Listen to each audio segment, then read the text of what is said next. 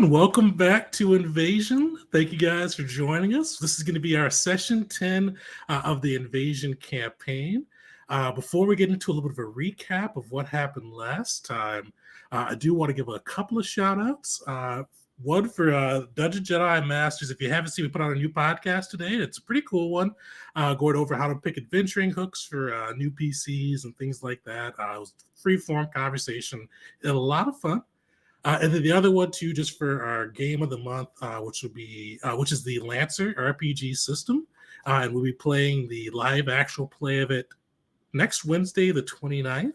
And it's a pretty sweet system. For those of you who don't know Lancer, it's like a big mech system. It's actually like pretty cool. It's a little crunchy with some of the rules, but it's actually pretty fun, and it's a D20 system, and I've really been enjoying messing around with it. So join us next Wednesday at 7 p.m. Eastern Time. We're going to go through the live actual play, and we're going to give away a copy of the Lancer PDF too. So it'll be a lot of fun. I want to wait to see how it plays, but so far this has been the one I've had the most fun with, playing around with the character generation and all of that. So I'm hoping it plays well, or else I'll be a little disappointed. But outside of that, it's really cool. So come join us for that. But let's get into Invasion. So last session, the crew finally left Saiho. They mourned the loss of Geert, reclaiming his body, and did a mad dash back to the refugee camp set up by the captain, finding it was under attack by the Yuzon Vong forces.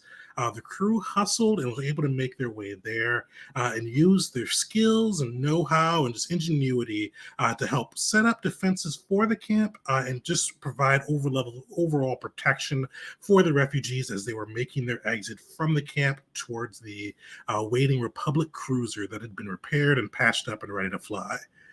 The crew was able to do that all successfully, only losing, I forgot how many. It was less than, you kept more than 80 people alive. I think you only lost like 6 or 7. So you kept about 94 of the refugees alive, which was a good feat on that side, and made sure that they got off of the planet safely.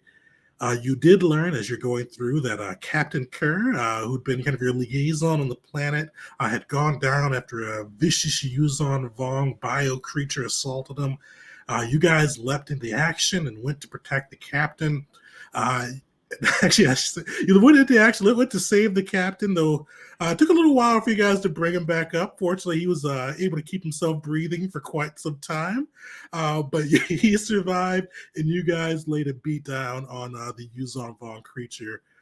Though it came really, really close to Caesar dying like twice. But he survived, no other casualties, and you guys were able to make your way off of Saiho and headed back to Bespin to check in after kind of the horrific tale that you guys had on Saiho and get a little bit of R&R in, get some relaxation in, and pursue your own interests a little bit as you're kind of waiting for the crew's next calling.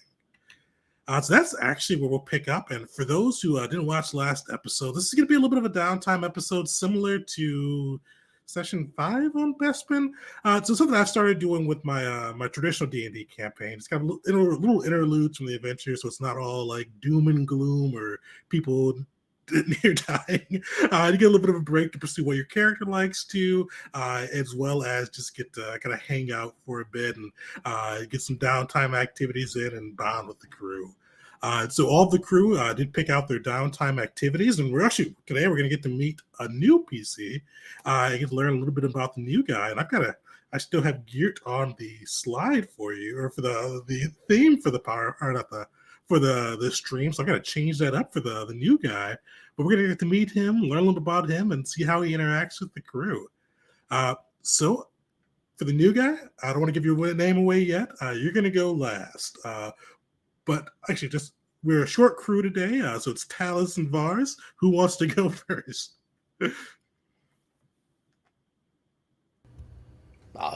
Sure. I'll go ahead and make them roll for it. Or that. Go for it. See, roll a d20. Who comes out highest? Okay. Solid 6, baby. Oof. Lucky 13. Congrats. All right. So Talus, you guys are back on Bespin. kind of after saving their public, both soldiers with Captain Kerr and the refugees, you've gotten your reward from the Republic, some credits, some additional access to their storerooms to help equip yourselves a little bit better. What's Talus doing? Actually, first, what did Talus do on the week on the ship? So on the way back, Talus would have definitely taken some time to just review the events. Of course, he holo records everything. He'd take a little time.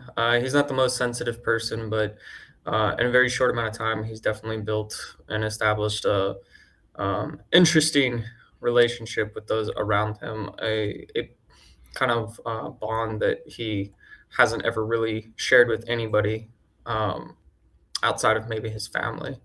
But once he gets over that little bump, he will again, with the data that he's collected and everything, he will conduct some research as he usually does, and he would attempt to try and research how Vong biotechnology, I think that would be the correct term, because it's what, living technology for the most part, not actually like full on machinery or mechanical in the way that most of everything in Star Wars is. And just how it is controlled or functions in general. He'd try to take that into what he's already researched too prior with all the other additional specimens.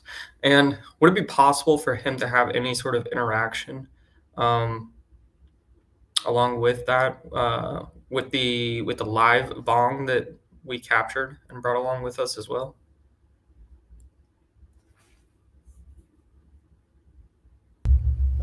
I think you're muted. I did, yeah. I muted myself. I was typing something in and forgot to unmute myself. Yeah. So you do have the live Chazrak on the ship that I forgot who Caesar captured last time. Actually, wait, what was Chazrak on the ship? How have you guys? What have you done with him, or what's been his experience on the ship so far? Maybe some restraints on a table, not necessarily in this lab, but something like this on the ship, just kind of like, I don't know. I have no idea what the other folks might have done to his appendages, but for all intents and purpose, he should very much be restrained, and I will not be holding back with all of the needle prodding, and I'll be in addition to whatever everybody else is doing to this unfortunate soul. I will not be gentle. I will be taking my pieces at my leisure. Perfect. And you guys, as you get him strapped in, while you're probably still, or before you take off, because you don't want him running around crazy, you see he's knocked out for some time. He does wake up as you guys are kind of like in the atmosphere, leaving the planet. You see him thrashing about a bit. But you notice as soon as you've jumped to hyperspace, he seems, I wouldn't say calm is the right word. He seems inert, like a droid that kind of lost its processing. He seems to be just laying there. He doesn't, the pokes, the prods, it doesn't even seem to really register with him. It just kind of like lying there without like a droid without motivation. Perfect. With definitely, as you're kind of researching through from your interactions with this creature as well as just what you've seen before, let's get some rolls going. So some research rolls. Forgot what you roll for research. Vars would have conducted a little bit of his own research, like the percussive kind of research. Just a punch to see if anything happens. Perfect. Yeah, you rock him. He's tied down. He can't move. Actually, how hard does Vars hit him? How does that look? This is a sim. This is again a kind of an extension of everything that's kind of upended his life, what he understood his life. So he rears back and he gives it a good one. He thinks of all of his fallen comrades, most recently Geert, but everybody back on Vela, and just gives him a good one. Not enough to, not enough to kill him, but yeah, he's frustrated. You smash into him. You hear a small squeal of pain as probably his jaw dislocates. But outside of that, just staring blankly. Bars will give a shrug and say that wasn't as satisfying as I would have hoped. And I'll let you go ahead and sorry, just wanted to get that. Oh, no, yeah, for sure.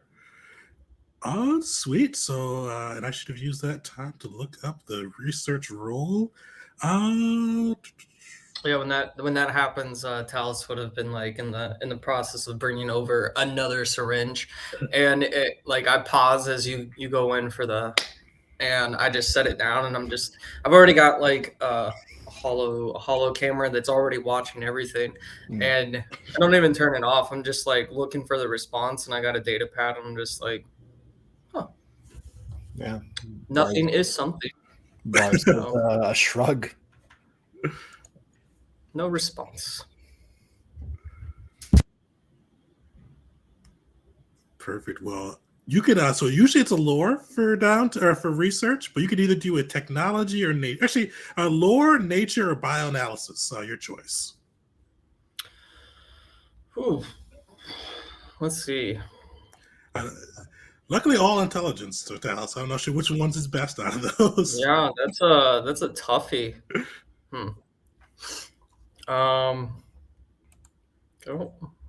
We'll probably go with the highest that I have out of all that. So probably go with the bioanalysis. Right. Just a straight roll, right? Yep, just a straight roll. The one roll. Okay. Here we go. Natural 1. Let's do it. Oh, solid. Oh, what's that? That's a plus 20. That's a plus 25. Sweet. So roll a D100. So your Talos is cruising. You're getting some good data from your reviews. And while this guy is not talking, you're finding some good information out about him from his lack of responses. Let's see how well it plays out overall. Turns out that punch was actually what did it. It's a punch, kind of jogs it. So yeah, you find one piece of lore out as you kind of investigate this Chazrak. It kind of going through the different Yuzan Vong creatures you've seen today. It's seen kind of throughout your adventures. And one of the biggest things that you find out as you investigate these things, the Chazrak, and you've examined some of these before, and some of this is a little bit old hand, but you learn a little bit more about how they're controlling them. So these Chazraks, as you kind of take just little pokes and prods, leaving the creature alive, you realize that the spot that for most people kind of controls their individuality, their own self-determination, like that portion in their brain is nearly gone. Like it's less than a pea size. And you see that these large growths that the Chazrak has on both sides of its forehead, they look to be like similar to those York coral, the bio control pieces that they've been putting into the cheeks of humans you come across. But these ones almost seem like they're part of the genetics now. Like it's not something they've been implemented with. It's something that they're now kind of born with, or they're now bred into them. They've changed the biology of these creatures to include kind of that control device in there. And you see a little bit too that it looks like kind of a mixture of things kind of helps send the controls to these creatures. It's a weird mix of pheromones, and you see kind of as you go through, especially with some of the kind of the skill you've seen, it's also a weird mix of kind of gravity too, like a gravimetric fluctuations. Wow, that was hard to say. As you see that it looks like they kind of some of the creatures that control them can kind of change the aspects of gravity, and these creatures are able to pick up on that and complete the tasks set out for them. Mixed in with that, though, you also do see kind of a low-level kind of psychic connection, probably similar to what Talos may have read about the Force, but completely different in how it's gone through. So these guys are bred to be controlled, and then they have the various advantages if you want to call it that, and resistance, and then also the ability to perceive um, in a slightly upgraded way is what I'm gathering. Oh, so these guys they don't have like it's you're seeing like with this they don't have like the psychicness or the ability to manipulate gravity. Just kind of with your examinations and what you've seen from your recordings and just experience, you realize like those beetles that you've seen and probably other creatures that may be in the Vong's repertoire are able to kind of utilize like low level psychicness and the gravity fluctuations and pheromones to compel these creatures to do what they want. And with Okay. the nat 22 I'll give you, you realize that these creatures weren't always this way. It's clear biological tampering. They've been this has been something that's been done to them over Okay. I guess thousands of years. that leaves me with at least a couple questions.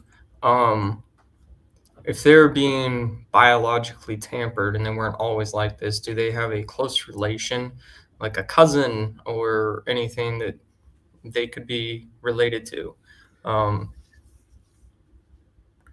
So you do, and looking through kind of your records on this one, you're able to find they're not like anything in this galaxy.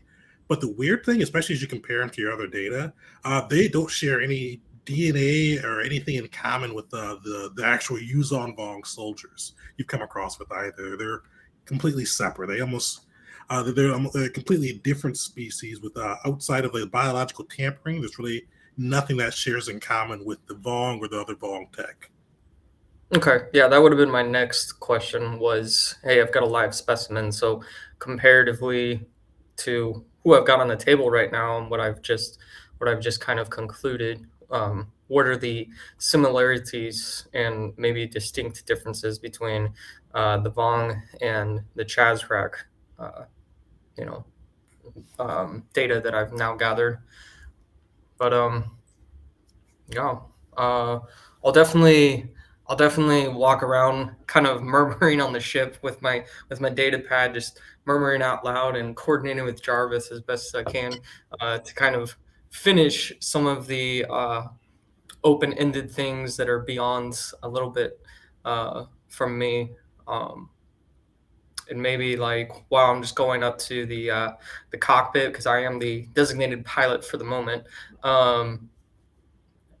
Just trying to stay awake, maybe talking to to Vars and telling him about it. Yeah, I had some interesting findings, and Talus just rambles. Vars does his absolute best to keep up, but Yeah, it's all right here. I can send you a copy if you'd like. is that in basic? Oh, Hey, yeah, he's like no, holding it, and then he kind of like. except for this part right here, I don't know exactly why. No. Well, so they're controlled, but they're not like the rest of the Vong. That's what I'm gathering from what you're saying? Yeah, I guess you could in more simple terms, yeah.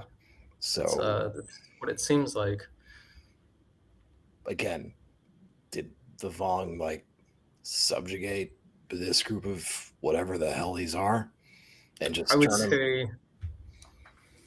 say subjugation would be the word of the day with these beings, whatever they are, I mean, their society. conscript at Crystal Point. I don't.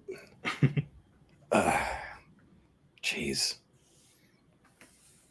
it's terrifying that they can do this to living things. I know what's even more terrifying is the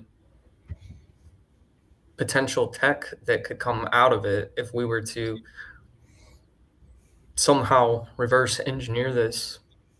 I'm a little conflicted at the moment with what I actually want to share with, my overall corporation. Well, I know if you tell them that, Zerk is only going to have credits in their eyes. So, We'll do fine. But I, I, you know, I like money. I like credits, but I'm not gonna hide my thoughts on this. I've already sent a message to the director at Bespin ahead of us arriving there, and it's gonna take a lot to combat this. I'm not I'm not a fighter by any means, but this galaxy needs to turn their focus to just this.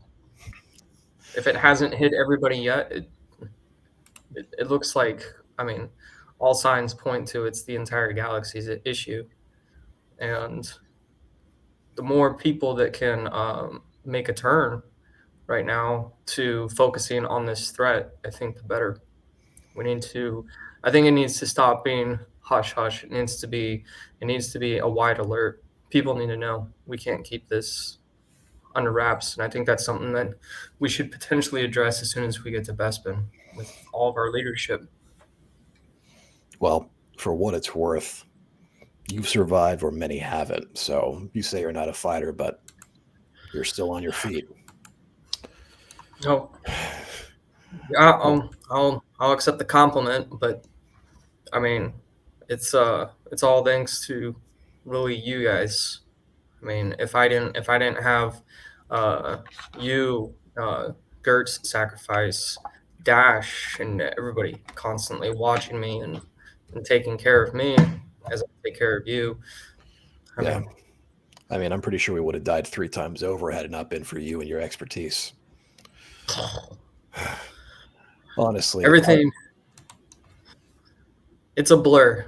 It's a blur. I don't know how you've done it, and I don't know much about the Mandalorian culture and lifestyle. I in fact know a lot. That was out of character.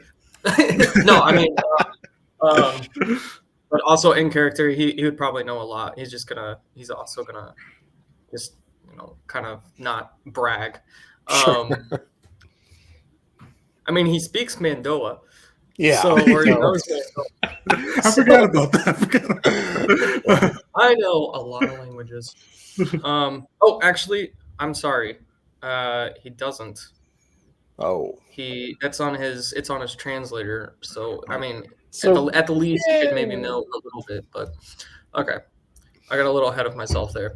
No But worries. anyways, what I was trying to say is a compliment to your culture and your society, that you're a warrior culture, and the entire galaxy kind of has that bit of fear, um, that goes along with the name and the title, like, oh, you're a Mandalorian.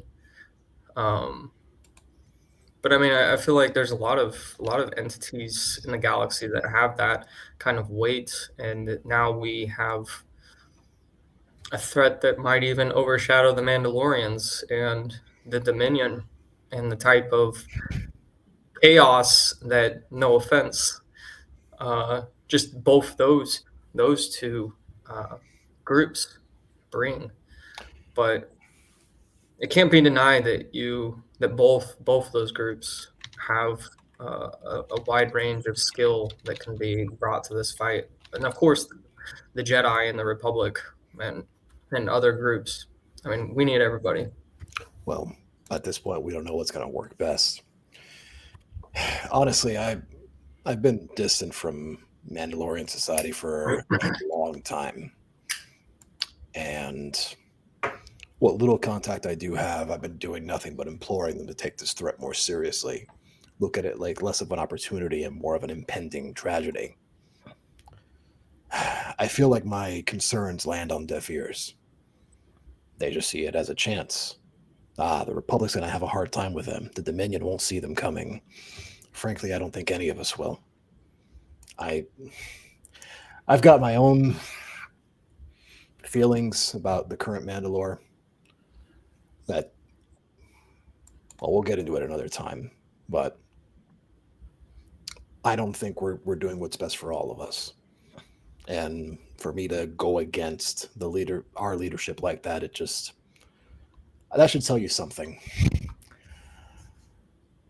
Well, I don't know where else to. I don't know. I hate that we're hurtling towards hyperspace toward Bespin with barely a clue what to do next.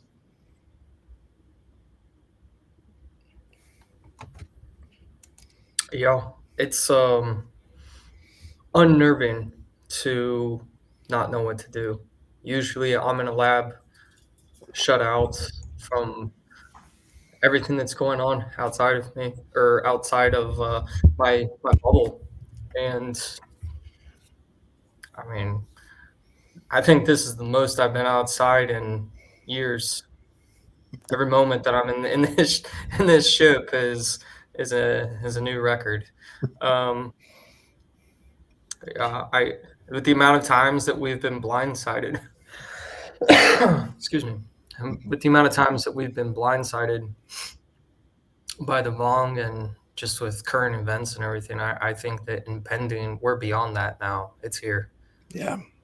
We just don't know it as a galaxy, and I'm afraid of what we don't know as it stands right now. Frankly, a little bit that I gleaned from your Chazrak explanation is enough to terrify me.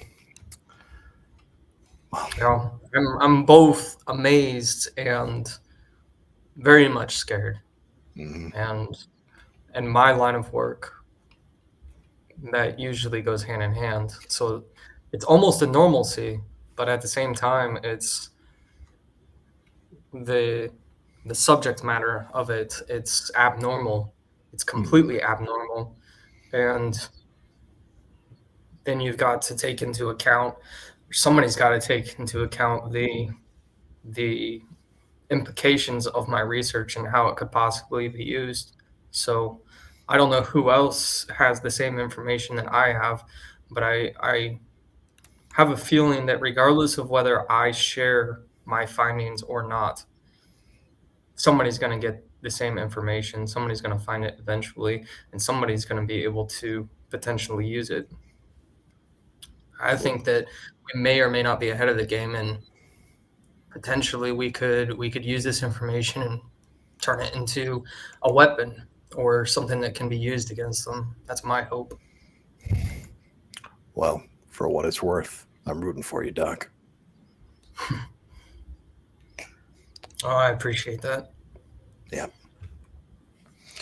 Perfect. We're going to cut away. Oh, sorry. First, Justin. Oh, I was actually going to do the same thing. I was going to end it. I was like, well, I'm going to go work on a better weapon to maybe get an edge on these Vong. And off I go to the workshop.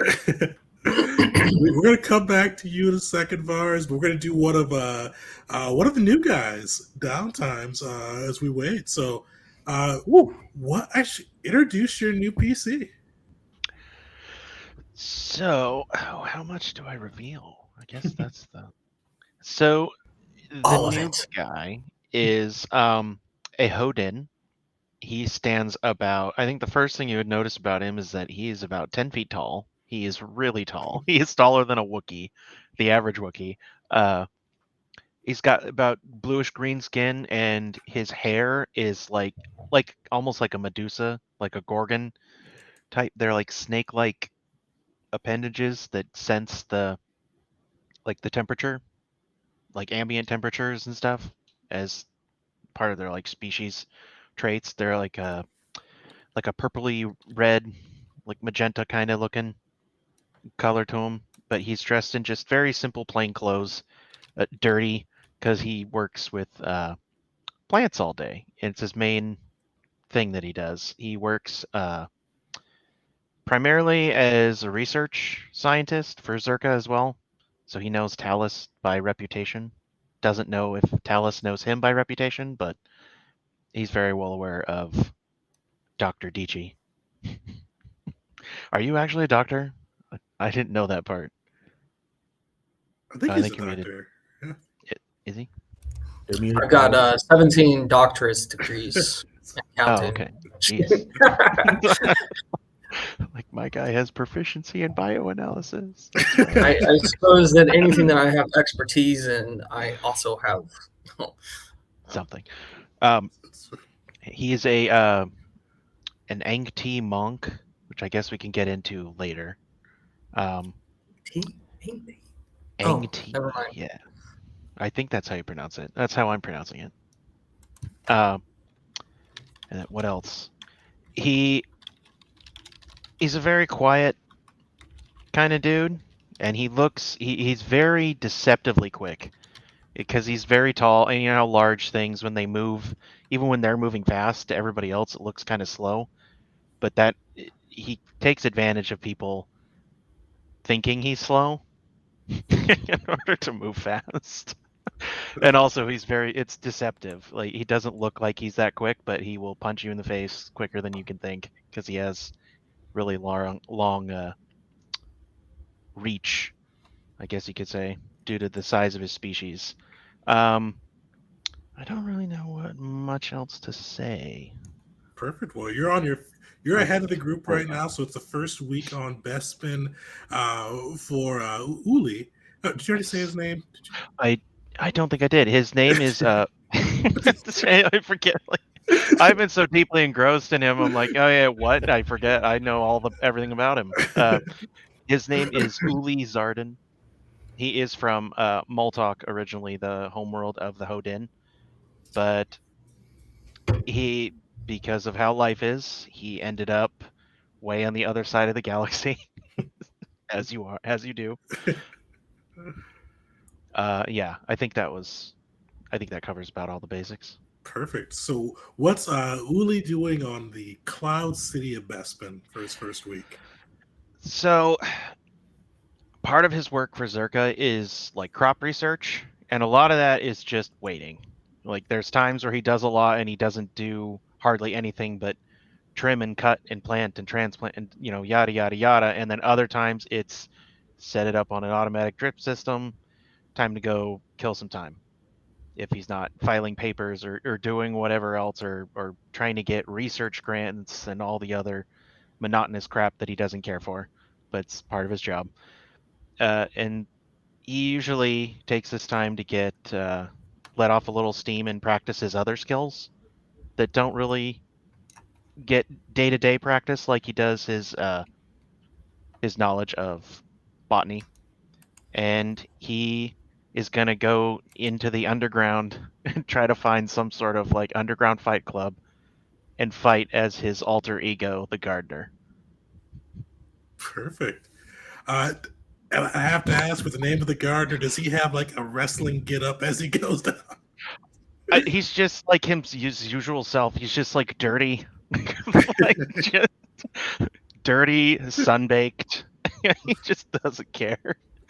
But he's got peas, like, or just I didn't look up any of my Star Wars vegetables, but he's like little random pockets on his thing that he'll just take peas out in. Perfect. Well, the shtick goes well for Bespin, and Bespin is a good spot if you want to get some nice fights in. It's Cloud City is known for its casinos and just overall gambling atmosphere. And you are definitely able to find some good underground fight rings with some talented opponents, as well as some wealthy patrons who are trying to have some fun and make a little money off of it as well. It's not specifically allowed by the Republic, but Bespin's really more under control of Zerka anyway, so the Republic's not really making a big deal out of this right now. And there's enough money here that even if the Republic did, that people can make it go away. People know a senator who knows a senator who can make this not be an issue anymore. But yeah, you're in there. You see a good crowd of people around. And let's get some rolls going. So let's see how your first week of pit fighting on the Cloud City of Bespin goes. All right. So this says we have acrobatics, athletics, or alternatively, you can make an attack roll using one of the character's weapons. Yeah, either one works well. I mean, I think he's got to. So I'll just do the unarmed strike. I think that's probably easier. Perfect. Yeah, go Not for it. bad. Not bad. 17. Nice. So that's 17. That's so plus 10. Perfect. Okay, so we'll go with that one. See if I remember how to do this. And then you just add +10. Ooh, while you're doing Bang. that, Talus, roll me either a D10 or D20, your choice. Forgot to do that last time. Oh. How did it come out? Oh, 75. 75. That's good. Yeah. What's that for this? Oh, what was this for? Sorry. Oh, complications. I forgot to do that. See if someone watched you committing your evil research like they did Oh, mine. gosh. Jarvis reports me. Yes, exactly. He There we violated go. 16 Zerka policies. Sir, you have committed an ethics violation. Was it because I stabbed him without asking for his consent first? Hey, can I stab you? Jarvis, no response. I don't know what you want from me. You know Zerka doesn't care about consent. Zerka doesn't You're muted, sir. Oh, sweet. Oh, so let me see. So you got us. Oh, so you're good. No complications for Talus. Life goes on. And then Can you guys hear him? I can't hear him. can you guys not hear me?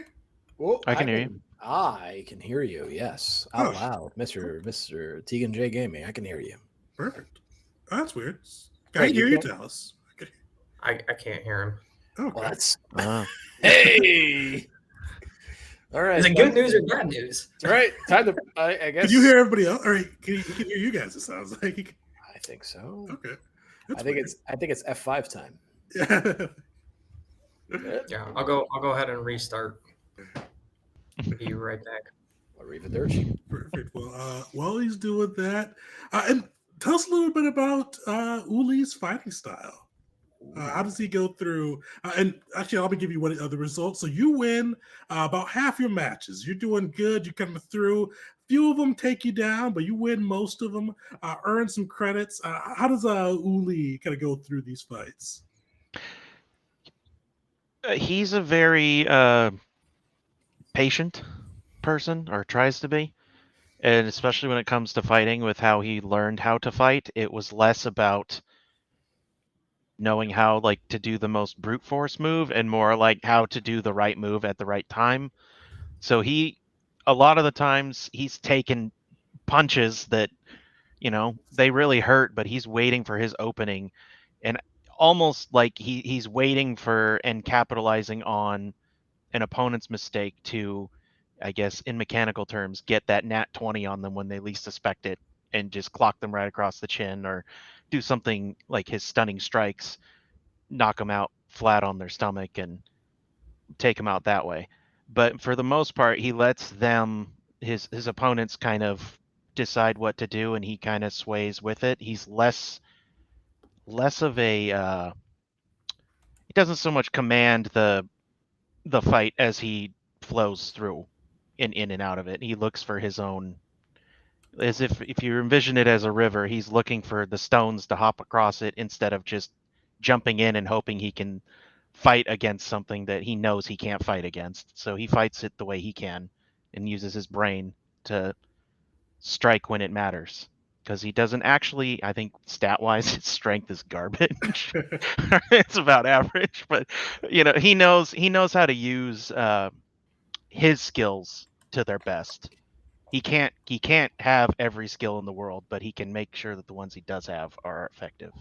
And that's kind of his fighting style, I guess, in a nutshell. He focuses on what he can do and strikes that sure shot. And when he'll get it too, and he'll hurt himself to get it. But when he gets it, they go down.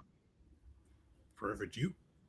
Uli goes through, I should say the gardener goes through and decimates about half of his opponents, just taking that time to look for that perfect strike. Actually, well, let's roll complications before we kind of figure out what happens. So either your choice, D10 or D20. So it'll be 1 on a D10, 2 on a D20, or 1 to 2 on a D20. Oh, let's go with D10. There we go. I was expecting this is, of course. All right.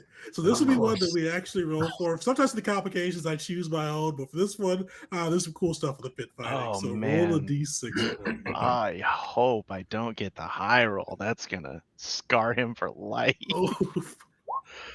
Oh, What's that one? 2. All right. Yeah, Oh that yeah, sounds about right. that definitely fits for Bespin. So you're going through, you're cleaning up, but eventually you see kind of like a fluttering through this old little toy dairy, and he's kind of flying through on his wings, and he goes, "Hey, you got some seeds on you, gardener. But you're costing me credits, and you know I love my credits. I think it's time for you to take a dive, if you know what I mean."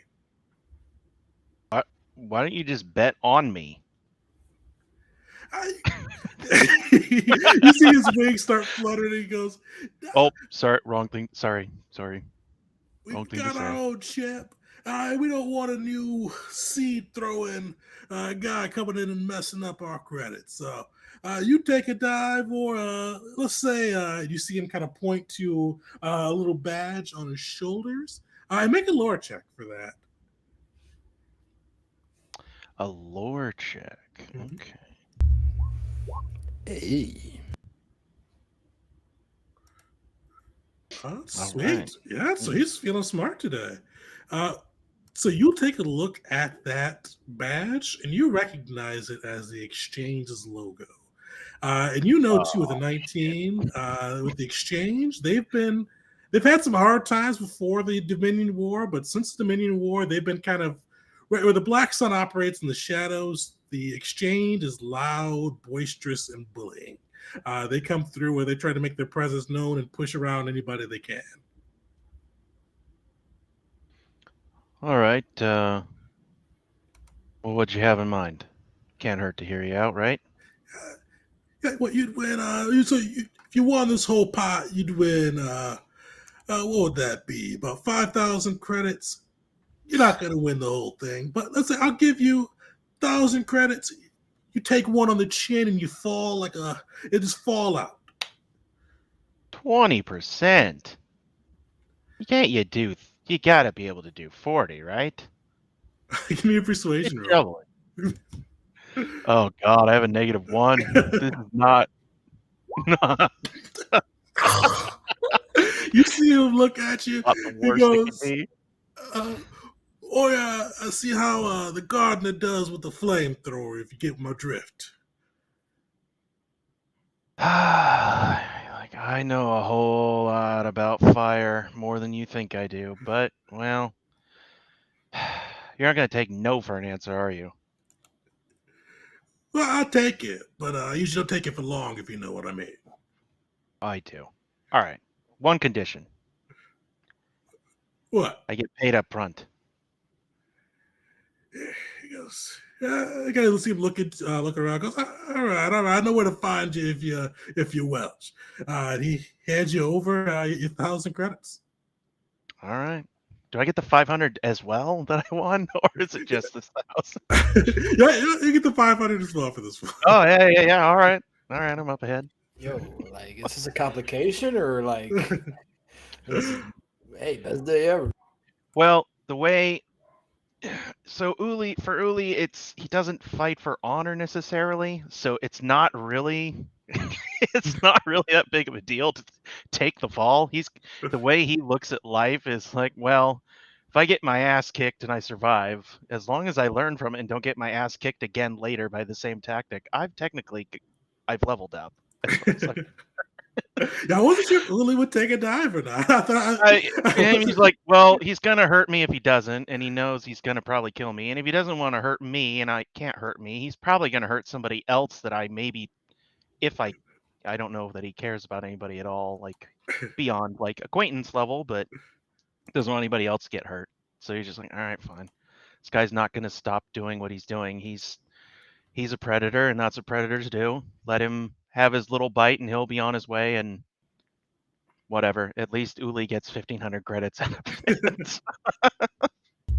Priorities. And he's just, well, whatever. Kind of turn the other cheek, kind of a dude. Like, all right, fine. I'm gonna make you pay me for it, though. All right. Well, I wasn't sure if you would take a dive or not. Good to know. So you go through, and how you kind of go through. You see the exchange's chap. He's got the exchange logo branded onto his scales. He is a Trandoshan, just with a wicked look. How does Uli take that dive? Uli, there's a moment where they're fighting and he's putting on a good show.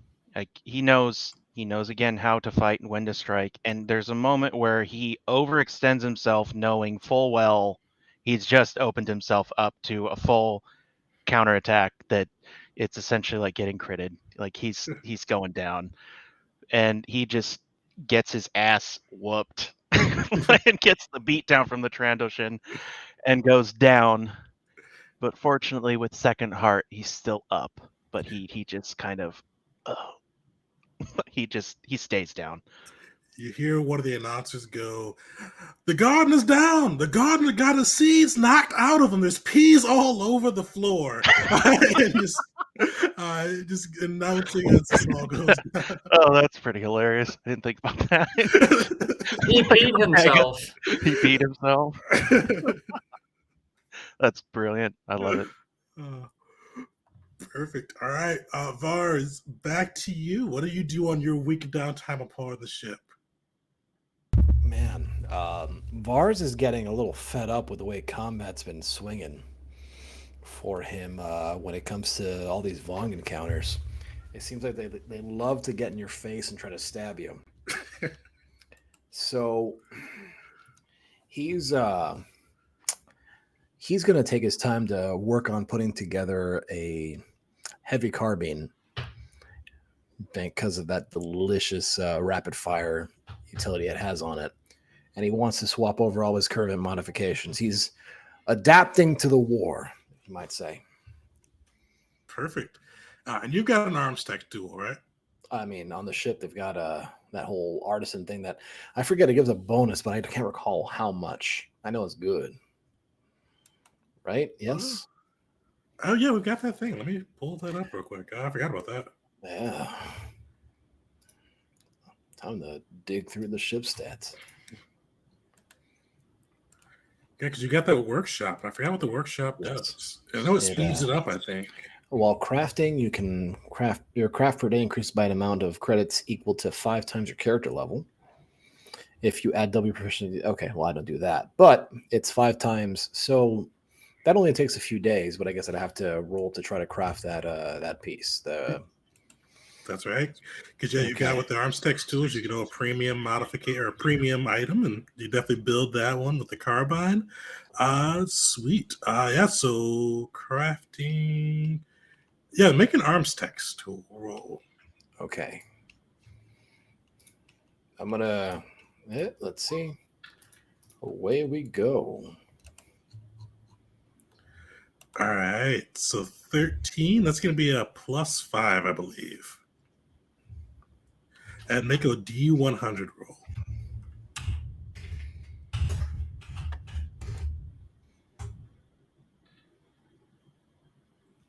So 47. I'm sorry, 48. Okay, sweet. So you inefficiently craft the item, expending 1.5 times the requisite raw materials. So this is going to be a premium item. So let me pull up the table. There's another roll table for this and see how expensive that gets for you. Luckily, with crafting it yourself, you're going to half whatever this cost is. So let's see how bad it is. So roll me 2d8. Keep highest and times that by 750. 2d8s. So keep highest. Mhm. So 5. Wow. So how much would that be? It's 37.50, I think. Jeez, I can't even afford that. Never mind. Well, half it too. Okay, duh. Hey, 1875. all right, 1875. Mm-hmm. Sweet. So yes, that's what it costs to build your new carbine for Vars. Okay. And what is that carbine? Anything special about it? Anything unique Vars tailors it out to? He builds it with hate in his heart because man, oh man, is he tired of the Vong and their seemingly like pervasive presence throughout that quarter of the galaxy. He started getting hurt. He wants to hurt them. Definitely fair. Yeah, I think he's going to. I don't know. Let's say he etches into the side of it the list of the comrades that he lost on Vela, which I'm blanking on right now, but man, is he mad. And why not? You know what? Geert was a friend, and he's no longer with us. So him too. This is in response to all this. Long live Geert, my man. And don't forget, guys, you still have a distillery on board, and I think Geert had like 6 bottles of booze on board too, that you guys can take and use yourselves with the alcohol benefits with this system. Okay, I don't know if I want to take alcohol right now, but And it was whatever alcohol was your main governing stat. I just never got a chance to really RP that. So whichever one affects your stat is the one he would have made for you. Well, okay. One sec.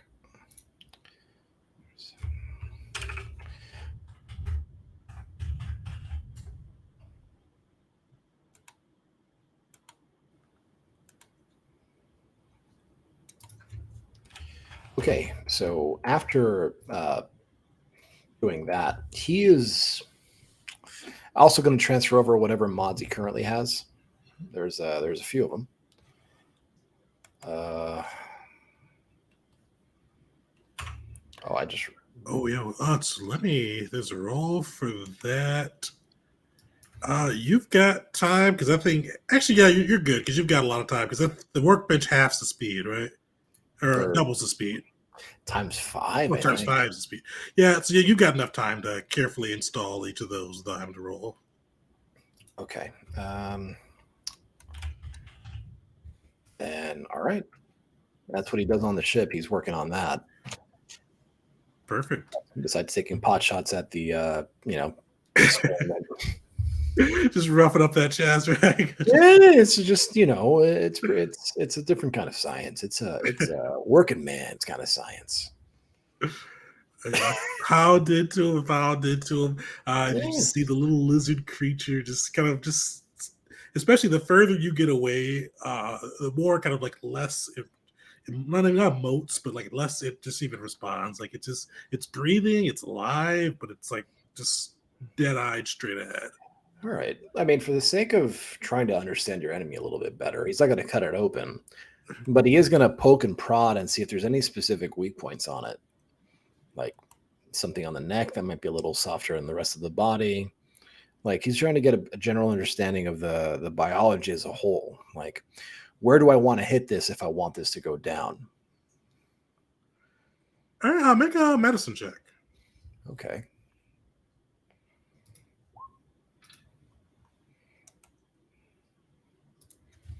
A 14 for that. You see that it looks like a lot of its organs and things like that are kind of behind its hide and not like shielded or anything like that, but definitely kind of harder to get to. You do see the cranial, kind of the 2 dual cranial protrusions. While it may not kill it, it may confuse it. So it's just one of those ones that if you strike at it, could do a little bit of extra harm, potentially. Okay. Found that away for later. And I guess that's as much as he does on the ship. Heavy carbine and moving over those mods. Perfect. After that, you guys do make your way to Bespin. As you emerge from hyperspace, you do get a little bit of kind of current news. And Uli, you'd know this just from being on Bespin as well. But the galaxy is abuzz with just different things going on. Probably the thing that's been keeping the attention of the galaxy has been the trial of Vela. And as you guys get out of hyperspace, you see some of your old friends within the Senate Rotunda, and it doesn't look like they're having a great time. You see Master Kalu as well as General Vet. And you see they are in the center of the Senate Rotunda and are testifying to the Senate about the events that took place on Vela. And they are, it's a hostile crowd, to say the least. You see one of the senators in particular, Senator Avon of Alderaan, has been grandstanding at their expense. You can catch a snippet of the of kind of the cross interrogation with Avon asking questions, and you hear he's like Avon. He's a long-standing senator of Alderaan. He's been probably senator for about 10, 15 years. He's in his mid 40s to 50s. He's got kind of expensive-looking robes and kind of a gray streak through kind of brown black hair, and he's kind of a real kind of aristocratic sneer on as he's speaking to both Master Kalu and General Vet. And he goes, now tell me again, how could you lose the planet to the Sith? This is just unacceptable. The whole Fifth Fleet and all of the resources available on Vela, the Peridium, the gas, everything that could have made our war effort go better is lost. How should we even keep you within the Republic, General Vet? You should be disbarred for this. And you see General Vet, like he looks like you see Kalu, Master Kalu has kind of a what appears to be a serene kind of look or smile about him. Vet, you see, is like fist is clutched, like his body is tense. He's just got like a real, just pissed off expression on his face. And he goes, can you see him kind of like wrap his fist on the thing? I've told you for the last criffing time, it wasn't the Dominion, it wasn't the Sith. It's a whole new faction that's come in and started just criffing around. You need to take this seriously. And you see the Avon kind of go back and just kind of sneer again. Don't make excuses. You've lost the planet. Don't try to blame this mysterious entity. We know that this is a faction of the Dominion or some Sith propaganda, and you're just trying to cover your ass after your expulsion. And you see kind of that go on for some time with just kind of back and forth bickering within the Senate, with many kind of criticizing General Vet. A few have kind of stood up for both him and Kalu, but you even see the Supreme Chancellor, who eventually does kind of step in, Supreme Chancellor Oveno, who is a Monkal, who is kind of leading the Senate, recent Chancellor for the Senate, who's been responsible for the push to the Outer Rim. And you see him kind of jump into the fray, and he goes, no, my friends, we cannot blame the Republic Army. They've done their best to defend us. And you see him point to that Vet has a distinguished service career with the Republic Army and has been responsible for numerous victories. On the other hand, the Jedi, I believe, are responsible for the whole war with the Dominion and with their overzealous force rules and guidelines. They've continuously dragged the galaxy into war. I would bet anything that if it's not the Dominion, the Jedi have done something, or some new sect of Force users has entered the fray to cause havoc to the galaxy. This is why I have pushed to expel the Jedi from the armed forces and keep the galaxy free from the Force user threat. And you kind of see them going on with that, and just hours and hours of Senate kind of tomfoolery as they kind of try and just critique General Vet and Master Kalu's response to the loss of Vela as you guys come out of hyperspace. You guys see, it looks like the Senate's a little bit of a deadlock as well about it. That seems to be going well for the general. Well, I mean, it's the Republic. They need to blame somebody. Ugh. I mean, can you even blame Jedi? The Master looks like he doesn't even care. He looks completely fine. I mean, if anything, this just makes me embarrassed that the Republic held Mandalore for as long as it did. This is a disgrace. No, looks can be deceiving. Yeah. Well, When it's politics, it's a bunch of masks. You know, it's a show. something tells me that these masks aren't going to last too long as soon as they have the Vong knocking on Coruscant's door. Yeah, they'll be taking those words back very soon. Well, But hopefully they'll be prepared for that. well, We're just getting to Bespin, right? Yeah, at this point, you guys are just getting to Bespin and just kind of heard when you get out of hyperspace, kind of your hollow recorder, your hollow net catches up with the local news and is able to get those transmissions. Right. Perfect. You guys are able to make your way to Bespin, land on the planet, and kind of catch up with other public troops and all that, which we touched a little bit on last session. But after you guys arrive, Talus, you do get a communication requesting your presence at the Zerka headquarters. And you see that it's signed by the director again. He's definitely, you see it's a pretty terse email. You see you're invited back to the Zerka headquarters. You can bring your friends. Tell them I will have extra security this time, and they need to be on their best behavior. I'll come with a smaller group this time. Maybe just one. Sure. Vars is happy to come along. He's not super eager about what he's going to try to do for credits soon, but he knows he needs it. Kinda not looking forward to it, though, so any excuse is a welcome one. Off to Zerka he goes with the good Dr. Talus. Perfect. You guys are admitted into the Zerka office. Same kind of opulence you've seen last time. You see that, especially with Zerka, it's kind of a mixture between that cold clinicalness with kind of steel and just kind of a minimalistic exterior and interior until you get to more of the corporate offices where the director, Jen, is held up at, where you just see wealth just displayed to display wealth, just wealth for the sake of it.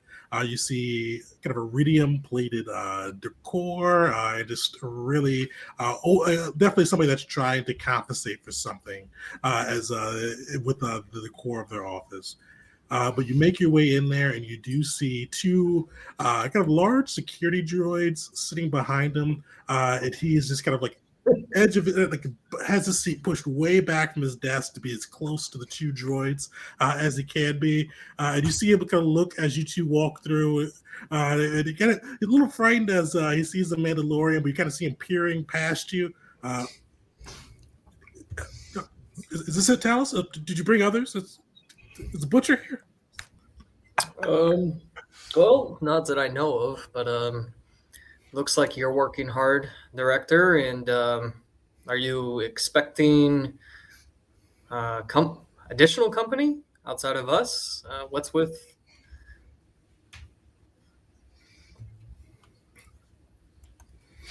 You guys see him like he kind of pauses and goes, I'm a director. I just need to make sure that I'm protected at all times. And you kind of see him continue to peer like behind you just to make sure there's nobody else coming. And he goes, I need to be protected. I'm worth it. I'm a director of Zerka. Yeah. You stated that I think 3 times now. Should I close the door just in case somebody else wants to come in and be the director? You see he frowns and goes, I'll let that pass. But don't close the door yet. You see him kind of push a button on his desk, and he goes, "Stacy, send the whole in. Send him in." You do see kind of I'll just. How does Uli enter the room? So first, he enters the room first by ducking because the door jamb is probably like maybe 8 feet tall. So he's got about 2 feet he has to clear under before he can actually squeeze into the room. So she's, excuse me. Hey. Oh, hi, director. You wanted to see me? Yes. As you guys know, you've been coming across marvelous things. We've loved your reports, loved them. Like I've just passed them around the water cooler, and everybody's saying that you're doing a wonderful, terrific job. Like morale is high. People love you, Talus. But we thought, hey, Let's double this up. And Uli here, he's another representative of our company. I don't know if you've heard of him. He's done some good things in the agricultural sector. And we think if we team you guys up, we can get twice the bang for our dollar and get some more credits flowing in. Maybe everybody gets a bonus, right? Well, that sounds good, except for the maybe part. Yeah. But you know, Vars is gonna size him up and then back down and just up again. It's like oh, Yeah. agriculture. he'll wave at you, and you'll see on his hands he's got like suction cup tipped fingertips, and he'll just kind of wave at you. My name's Uli. Hi, Uli. Vars. Nice to meet you. Mandalorian? Hello. That's don't see that every day. Okay. Yeah. Yeah. Well, everybody needs credits. And Dr. Dichi here. Yes, I've seen him before. A pleasure. I remember some corporate mass announcement that was thanking you for your work with some seats. Oh, you read that? I thought most people just I read it. did read Thanks. the research. Yes. Oh. Well, all right. I mean, I Like a little I like- used to have a lot of time on my hands, and not so much these days. The director is very busy, as you can see, and I'm assisting with that work. And it looks like you'll be joining us. So you're. Oh, is that what? Did I do something wrong again? It was. Well, probably. Oh, No, Well- nobody did anything wrong. Zerka cares. I've told you guys this a million did you times. get my paper about the increased boron uptake with the golden? No, I can tell by your look on your Oh, face. was You that didn't get published that at all. recently? I Well- haven't been able to access, for some reason, long range stuff. I haven't been able to access a lot of the peer review stuff. I always take a lot of time to conduct and be a part of all of that. Well, But, thank you. I'm glad someone reads it. There's not a lot of emphasis, however, on anything really bioanalysis related. However, I do believe that there will be a change in the future, and I think that you're going to be updated here very quickly. I'll tell you what, that was a good paper. Our scientists loved it, but didn't really move the needle. We need to move the needle. We need 110% to move that needle and generate some new profit centers. So, good job. But next time you'll think of Zerka. Doctor, you can't get more than 100% of something, right? Like we know that. I mean, I'm not a I'm just mathematician. making sure. So you want more than we can give? Yes. Right there. That's why we hired you. You Got got it right. got in it. one. Got it right. Got it. Okay. 99%. There's always room for improvement. The director has great vision. You guys, We'll find a way to do it. yeah, I'm going places, guys. If you stick with me, you can ride my coattails all the way up to the top. But All right. I brought you guys here. As well, Uli. So there's been these new creatures that have come, and they blew up Vela. You know, have you seen that? The second quarter reports where we dropped like 10% of the stock price. What? Oh, yeah, They the stock blew up price. Vela. Yeah, they did that. Yeah. I need to get out from the basement more. I had no idea that there was something new. But we're Oh, not, yeah. we're not Destroyed a publicizing planet. the fact. We're not. That's well, that's not good. I don't know what else. I'm a little shocked. What? I thought that was the Dominion. Yeah. No. The No? Dominion wishes it was them. Hmm. And the Republic had nothing to do with it either. That's just counterclaim. I mean, just besides letting it happen. I mean, but there was really no stopping what happened on Vela. What It did was happen then? like I'm not. How do you blow up a planet? I don't have a PHV or whatever, but It's a D, actually. That's... do what? Never mind. All right. Looks like they were doing something to the planet's core. I don't know. I mean, they haven't briefed you at all on this. They're throwing you. They want to throw you in with the dude doctor here, and they haven't even mentioned the black hole bugs or the. What? I feel like I'm getting ahead of myself. A black hole bug. The point to be made here is that we have invaders to the galaxy, and we at the moment seem to be one of the only teams, or the only team, that's currently attempting to do anything to combat it. So I have plenty of holo recordings between the current group of us right now to get you up to speed and get caught up on what the current threat looks like, and you can read through a lot of my research and my findings. And if you have any questions, you can of course ask me. Yes. Now, Dr. Dici, Zerka has a little bit of a problem with some of your research. Now, we learned something recently, and we found that your reports didn't mention it.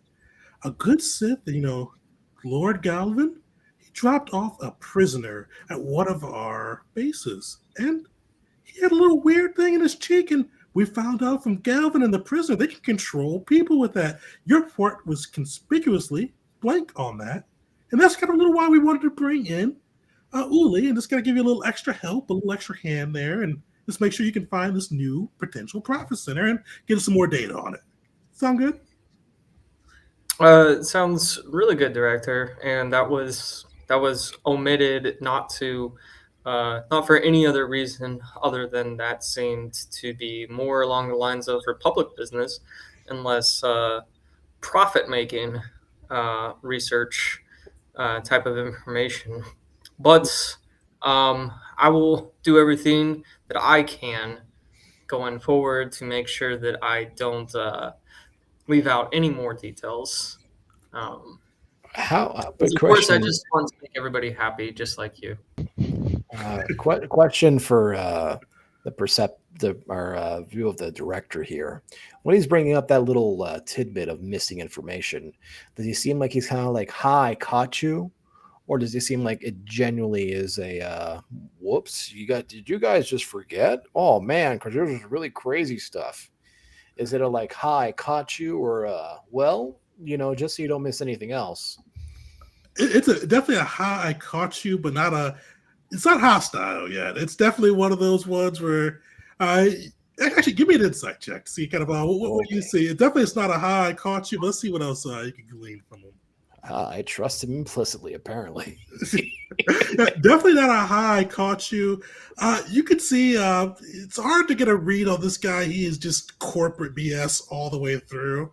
But you think he sees an opportunity to elevate himself. So he's a "Hi, I caught you," but he doesn't seem pissed about it. He wants to keep exploiting this opportunity. Okay. I will say, in the good doctor's defense, you do give us in the field some, measure of discretion. We need to make decisions quickly. Perhaps the doctor just thought it wasn't worth the time. Yeah. These things, they happen. Fortunately, we have the research now, right? We got the research now. And, people are our biggest asset. I say this all the time. And if you got people that do exactly what you say when you say it, every time like a droid, except cheaper than a droid, isn't that great?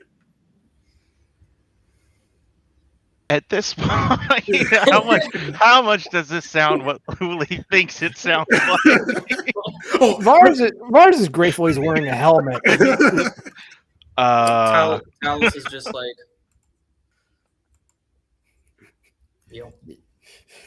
What? I'm just doing the corporate nod. You know, I'm the dog. I'm the what's I the thing? I The could see I'm how the that would. bobblehead on the Yeah. dash, just going. I could see how that would be of benefit to the company's bottom line. Yes. Yes, money. Got it good, in yes. one. Got it in one. But you guys, you're awesome. If you catch a ship, we need one of those little gravity projector things. Still want to pay for it? We need to get on the research right away. Got some cool things cooked up. We can get a hold of that. But overall, I think you guys are going to synergize so well. Report back. Report everything back. And go on the galaxy and conquer, guys. Do you have any comments to what I sent in the last mail to you that preceded our arrival? I mean, is there any effort to add more people to this research and gathering, or are we trying to go at it alone, Director? Oh yeah, we've got a ton of people working on the new bio restraining bolt project, bio bolt as we're calling it. Yeah, so we're relying on you for field research, but you send us back. We got a team on it, and if you can get a hold of that gravity thing, cheap repulsors like that's crazy. A tractor beam you can have in an animal.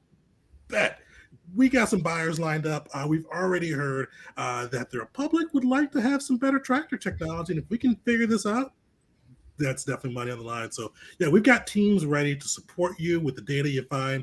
And we're sending out some of our own teams to look at it too. Not into hostile situations, but just more into talent acquisition. Is that are any of those teams here on Bespin? None on Bespin so far. Right now, we are trying to push a little bit to the rim with some of the teams, and we're keeping Bespin mostly with production. Okay. Yeah, I would be really interested to receive what information that you and what headway you guys have gained in the bio restraining bolt. That seems very interesting. Um, and where's the point of who's the point of contact for that, or where's the team centralized at that's doing that research primarily? Do we You have a safe location for them? you see him kind of lean in, a little excited, and he goes, "The capital. They are in Bonadin, in the Zorka Corpus sector. So if we do well, gotta see him pointed to you guys. We can go. We may be able to get ourselves promoted into the key planet, and just really put ourselves right in the head of corporate and get kind of a little bit of a better bonus, a little bit more recognition, if you know what I mean." Yeah, definitely. More money is always nice, right, guys? Yeah. Usually. Yeah. Talos has so much to say after this meeting. You see him kind of look at his hollow thing, and he goes, well, guys, it's like a busy day. It was good having a catch up with you. I'm glad we had to round table this, but I think you guys need to be on your way." All right. Sounds great. Let's get the hell out of here. Definitely. Director, All right. I meant to talk to you about that other project. Oh, no. Looks like you're signaling me to leave too. Got it. Understand. All right. Send an email. Send an email. Got it. Uli will duck back out of the room. Well, looking forward to working with you guys. Yeah, for Yeah. sure. Now I've got to. How do you feel about all this? I know that it's kind of been a shock that's just been um, a bunch of information that's just been given to you. So none of it's exaggerated. So aside from the director's concerns of whether we're going to make credits or not and a profit and all that, um, how are how are you interpreting this knowledge? So I guess with that, what sort of impression would Uli get from Vars and Talus just initially? Because these are brand new people to him, and this sort of opinion definitely can go the wrong way. Well, I get- sorry. Start at the same time. I'll go first. So Talus used to be like kind of reserved, quiet, even keeping to himself. Usually silent, not really interfering in anything. But in a very short period of time, um, he's talking in longer sentences. He's being more patient. For some reason, explaining things more than probably is needed. Usually, he would keep things to a very, very short, concise sentences. And I guess the overall like sarcasm and kind of banter of the others within the group has kind of um, rubbed off on him a bit, and he's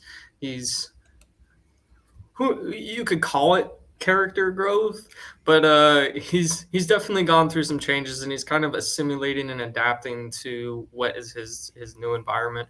But he wasn't hiding the sarcasm or anything um, with the director, and um, the director is very forthright with the information, especially when you throw in the words credits and asking a question. He just kind of like divulges everything.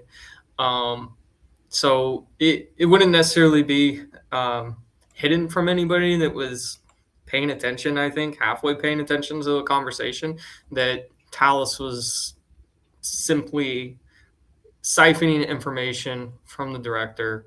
Um, no obvious like reason for it. Just I was trying to get all the information that I possibly could for what he was talking towards.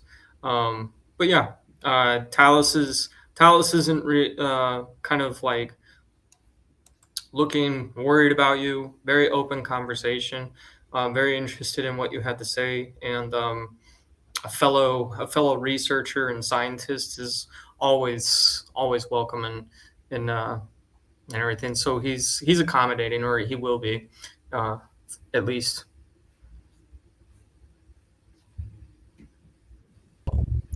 Vars will just kind of like rub the back of his neck and say, I always feel like I need a shower after seeing that guy.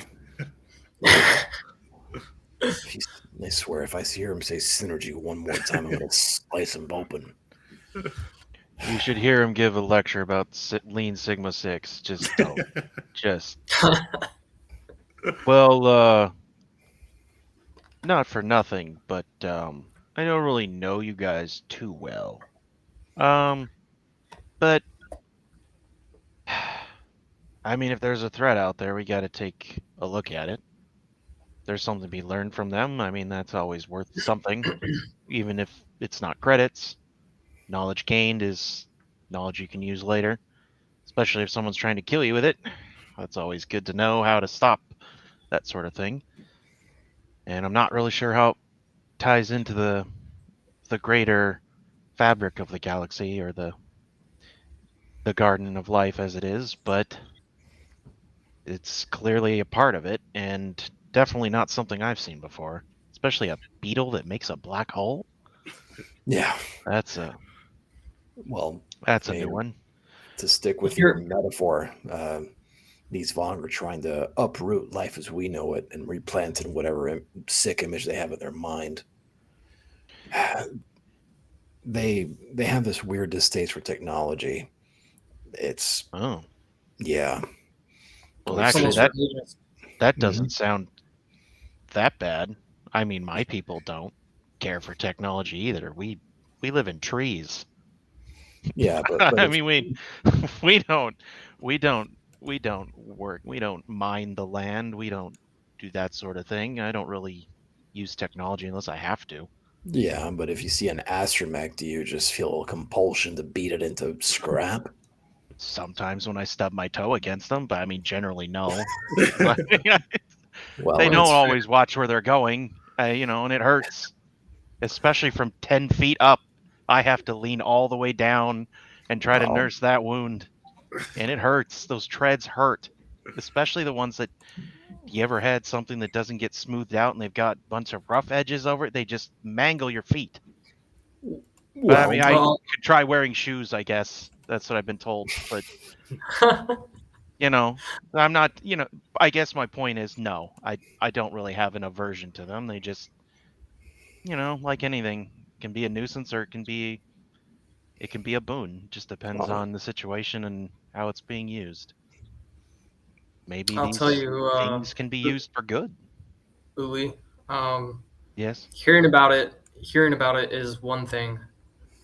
Seeing it, which I will give you full access as soon as we get onto the ship and have uh, my AI J4 um, walk you through it from the start. Um, Seeing it is just a completely different other experience, and we've actually interacted with this threat, which is not even a good enough word to describe it. And I don't think, and it's been a progressive, growing threat. Every encounter that we've experienced with them has gone from, I mean, the first time that we encountered them on Velia, or yeah, it was a small group, not too much of a threat until they they blew up the planet. But the the encounters that we've had following that, it's It's only escalated. it's unexplainable.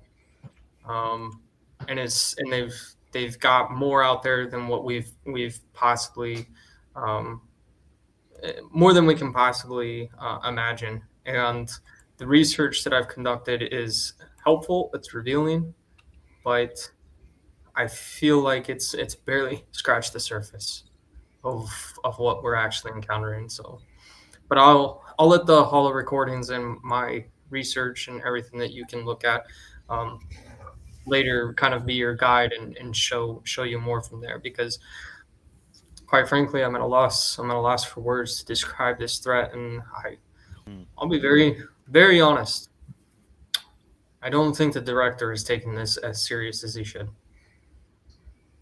So Yeah. No, he definitely isn't. But, he is who he is. So we got to work with what we have. Um, However, having said that, I wasn't the only one that picked up on that talent acquisition comment or the getting people to do what droids do but cheaper either, right? Yeah. No, you did not. And how do You were you not. where are feel we about at? Where that? are we at right now with? I feel like we might have been walking and talking, but I don't really Talking want in to be their at Zerka lobby, like headquarters. right outside his door. I thought you guys were smart enough to leave the Zerka premises before probably Like, starting this off. like, I was outside of his office. Did you Still get in a his load of this office. guy? What a douche. Oh man, I was imagining the same. Like we're walking and talking towards the ship. Does that Yeah. make Yeah, or just somewhere. Yeah. Definitely give you guys the benefit of the doubt. You didn't start right. Yeah, right like, as not an earshot. How about that? you- But I guess my concern would be how you all feel about that. Because Yeah, that's another big subject that I was gonna talk to, and that's I withheld certain information from my research for a reason. Now, it's not that I wasn't gonna share it.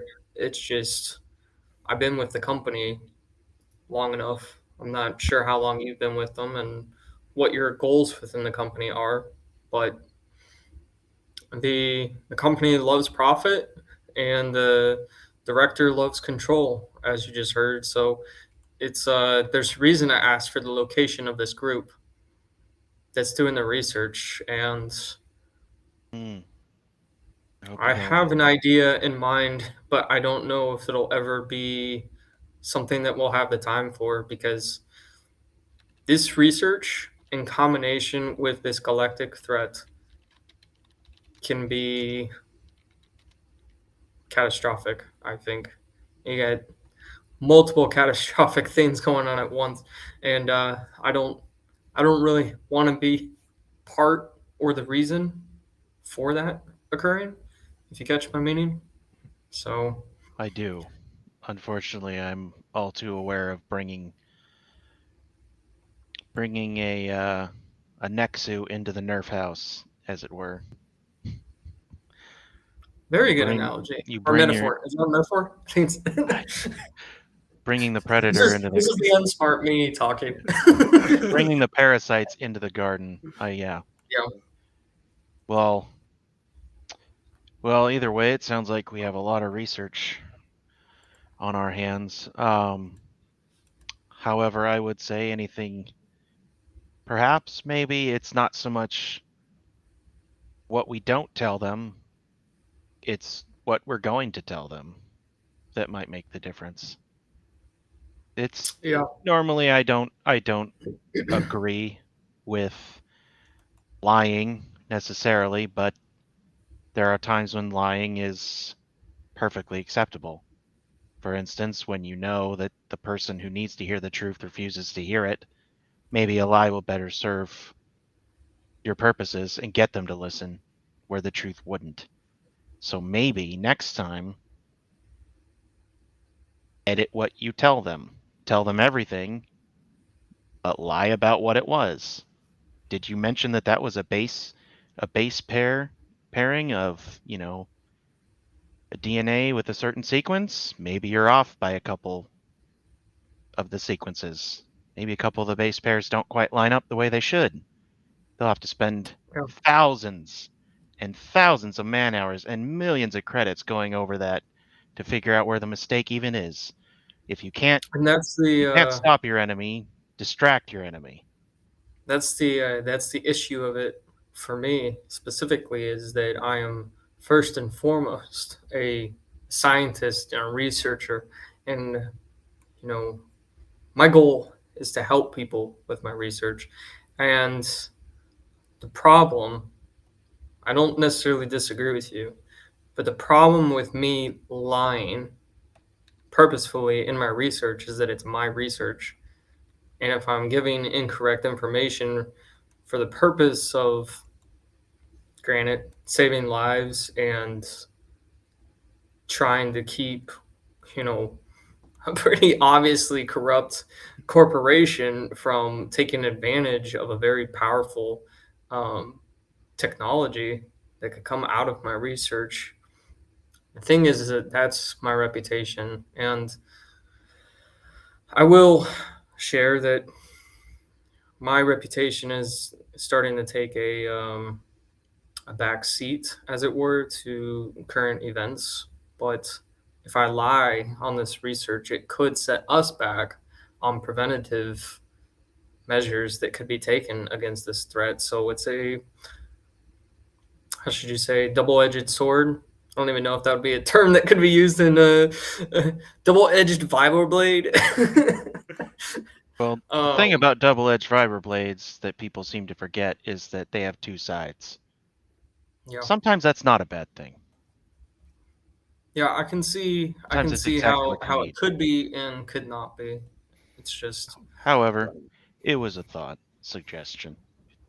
I mean, I know I have my own personal qualms with this company. In fact, I joined up with them because of that, to stop them from doing something even worse, which actually probably would have gotten them killed, but I still don't want, as terrible as they are, I don't want to see them die. They're idiots. They're not mean. They're just stupid and don't really understand their role sometimes, and they overstep and he'll kind of motion to all the bruises on his face from the fighting. Like, sometimes when you overextend, it hurts. It hurts really bad. you got a little dirt there, I have by a the way. lot of just Yeah, not just a so much layer. one area, but the whole thing. And We have the showers body, and on the ship. it If won't you come off. It's just trust me. stuck. Do I smell? Is that what you're telling me? I I couldn't tell you. Okay. I mean, I I'll mean, take a shower if you want me to. That's come up with fine. an ointment for that if you need I something. mean, Actually, that might, Either way, so I'm getting ahead of myself. The point being, I think we both can recognize that we know where they stand. So, think of them like a tree. They're firmly rooted. We know what they're going to do. Year after year, day in and day out, we know what they're up to. It's up for us to work around it, and it's safe underneath their shade, but at some point, if they're not doing what we need them to do, we need to find another tree. If you get my meaning. Plenty of other trees out in the galaxy. It's not just this one. And maybe somebody else we don't have to lie to, because they won't misuse what we tell them for solely the joy of gaining credits. Don't get me wrong, I'll take credits. Credits get you stuff, but at the same time, there's things I'm not going to do, and I'm not going to allow to get those credits. And my reputation is, I've learned to take my vanity and place it in the right hands, instead of thinking everybody needs to see me as something. You try to please everybody all the time, it's a big galaxy. Good luck. But if you pick the people that you care about and whose opinion you actually care about and want to have a good opinion of you and nurture that one instead, you'll find you get something eventually.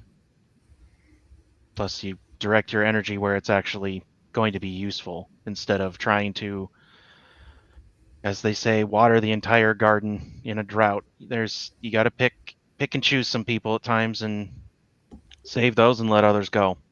Maybe this is a tree we don't water. You sure do talk about plants a lot. We live and breathe plants, and my people actually think at one point we were plants. It's no joke. I think we really genuinely believe that. Well, and then I don't know what we did. We committed some grave sin. This was long before the Republic was even a thing. Who knows what it was? But suffice to say, we got turned into animals because we were bad plants. Sometimes you're better off being an animal than a plant. Wait a minute. All right. Hold on. I'm kind of losing myself here. I mean, both of you were. I don't know what's so hard to understand. We were plants and now we're animals. The whole Okay. Wait, but you're both doctors, right? Wait. Let me clear this up. It's my people's culture and religion. Oh, okay. Yeah. So weird to you, not to us. That's fine. Yeah, it's fine. We're not trying to convert you. It's not that kind of a thing. Don't worry. I don't think I could be a plant if I wanted to. Well, we aren't either. So you're in good. I'll start looking into it. No, please don't. Well, wait. Both of you are doctors, right? You've got your own. I'm no doctor. No, but you're like respected in your fields, which have to do with fields. Well, thank you. I mean, are you? I don't know. I'm asking. I actually don't know. He kind of is just like he said. He's more worried about what the people on his home planet would think, because that's where his whole central, like his religion. They are very. I don't know how much you know about the actual species, but Hodin, they're like master gardeners, botanists, and like healers. That's their main thing that they do. And it's very much entwined with the culture, and they are minimalists. They in the sense that they do not mine their planet. They do not use technology unless they have to. I mean, there's obvious stuff like starships. How are they going to get? They'll use it when they need to, but for otherwise, they don't go near it. They don't need to. So really, he's on his planet. The master gardener is like the penultimate, like the king of kings, like he's the bee's knees, like for another garden. They're really top tier people, very very well respected. Like if a master gardener told you to do something, you'd probably do it, no matter how ridiculous it sounds, because he's a master gardener. Why would he lead you astray? That kind of a thing. So he is pushing towards that angle. All right. Well, plants, if a whole species that thinks they were once plants, love to study and develop plants and be one with nature. They're very hippy dippy, is how I imagine them. Okay. Well, the reason I bring up the whole respected in your field thing, I mean, what if you just gave this director guy bad information and then just called him a liar? Just- I mean, you're Talestici. You've got plenty of those doctor things, and you're really good with plants, right? That's what I kind of got the gist of. Call this guy a liar, ruin his reputation, make him, beg for credits outside of a seedy bar or something. Maybe we'll get somebody that's more whose line of thinking is more amendable. Tegan, would either of us Zerka peoples know kind of how should I put this?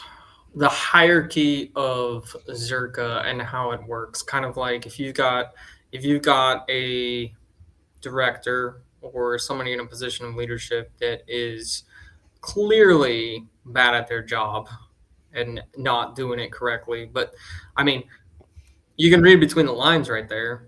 How did they get into that position? Even though they're a complete imbecile, they have to know somebody. They have to have some sort of influence in it. It's a good old boys club. So would I using mostly player inference, but would that be something that us intelligent PCs might be able to just kind of pick up on, considering our opinions of the corporation that we're currently in? Zerk is definitely rife with nepotism. There's a lot of that around, but they don't tolerate people that aren't making money. So as long as the profit centers, the profits are in the black, you could be as incompetent as you want to, as long as you're making the money. They don't really care what you're doing if the bottom line's right. To be fair, Vars just saw something like this in a holovid once. I mean, it looked like a good idea. I don't know. Maybe Talos Dici needs to throw his hat in to be a director. Hey. Could be. Plan does have some merit, although I wouldn't call him a liar. I don't think that's going to work. All right, we just call him. We know. No, that's not going to work for Zerk either. You haven't been in that building long, have you? There's a lot of idiots in that building, and I mean, by the force, how is someone that stupid? Well, But it takes a village, I guess. But you can make him not make as many credits for Zerka, and that would upset the bosses. That would get you a new director very quickly.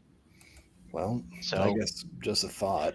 Food for thought for later. I mean, I don't have anything I was going to do for you would have to be planted and grown and take weeks to even come to fruition. So nothing we can do now, but something to think about.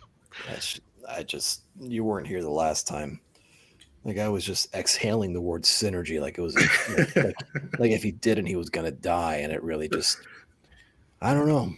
Sometimes I swear they get paid by the word count. It's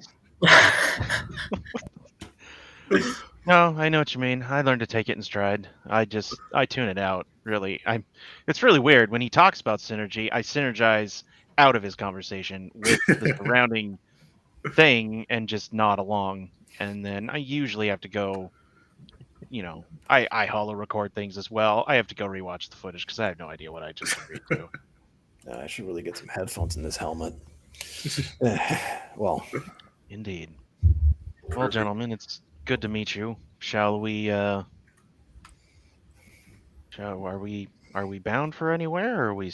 You guys still have some downtime on Bespin, and we'll wrap that up. I've got to run to the bathroom, so we're going to take a quick break. So we will be back. Please have a break soon. I was thinking, but neither here nor there. So we'll get back at let's say 8:30, and then we'll pick up the rest of the session. See everybody in a bit. Alrighty.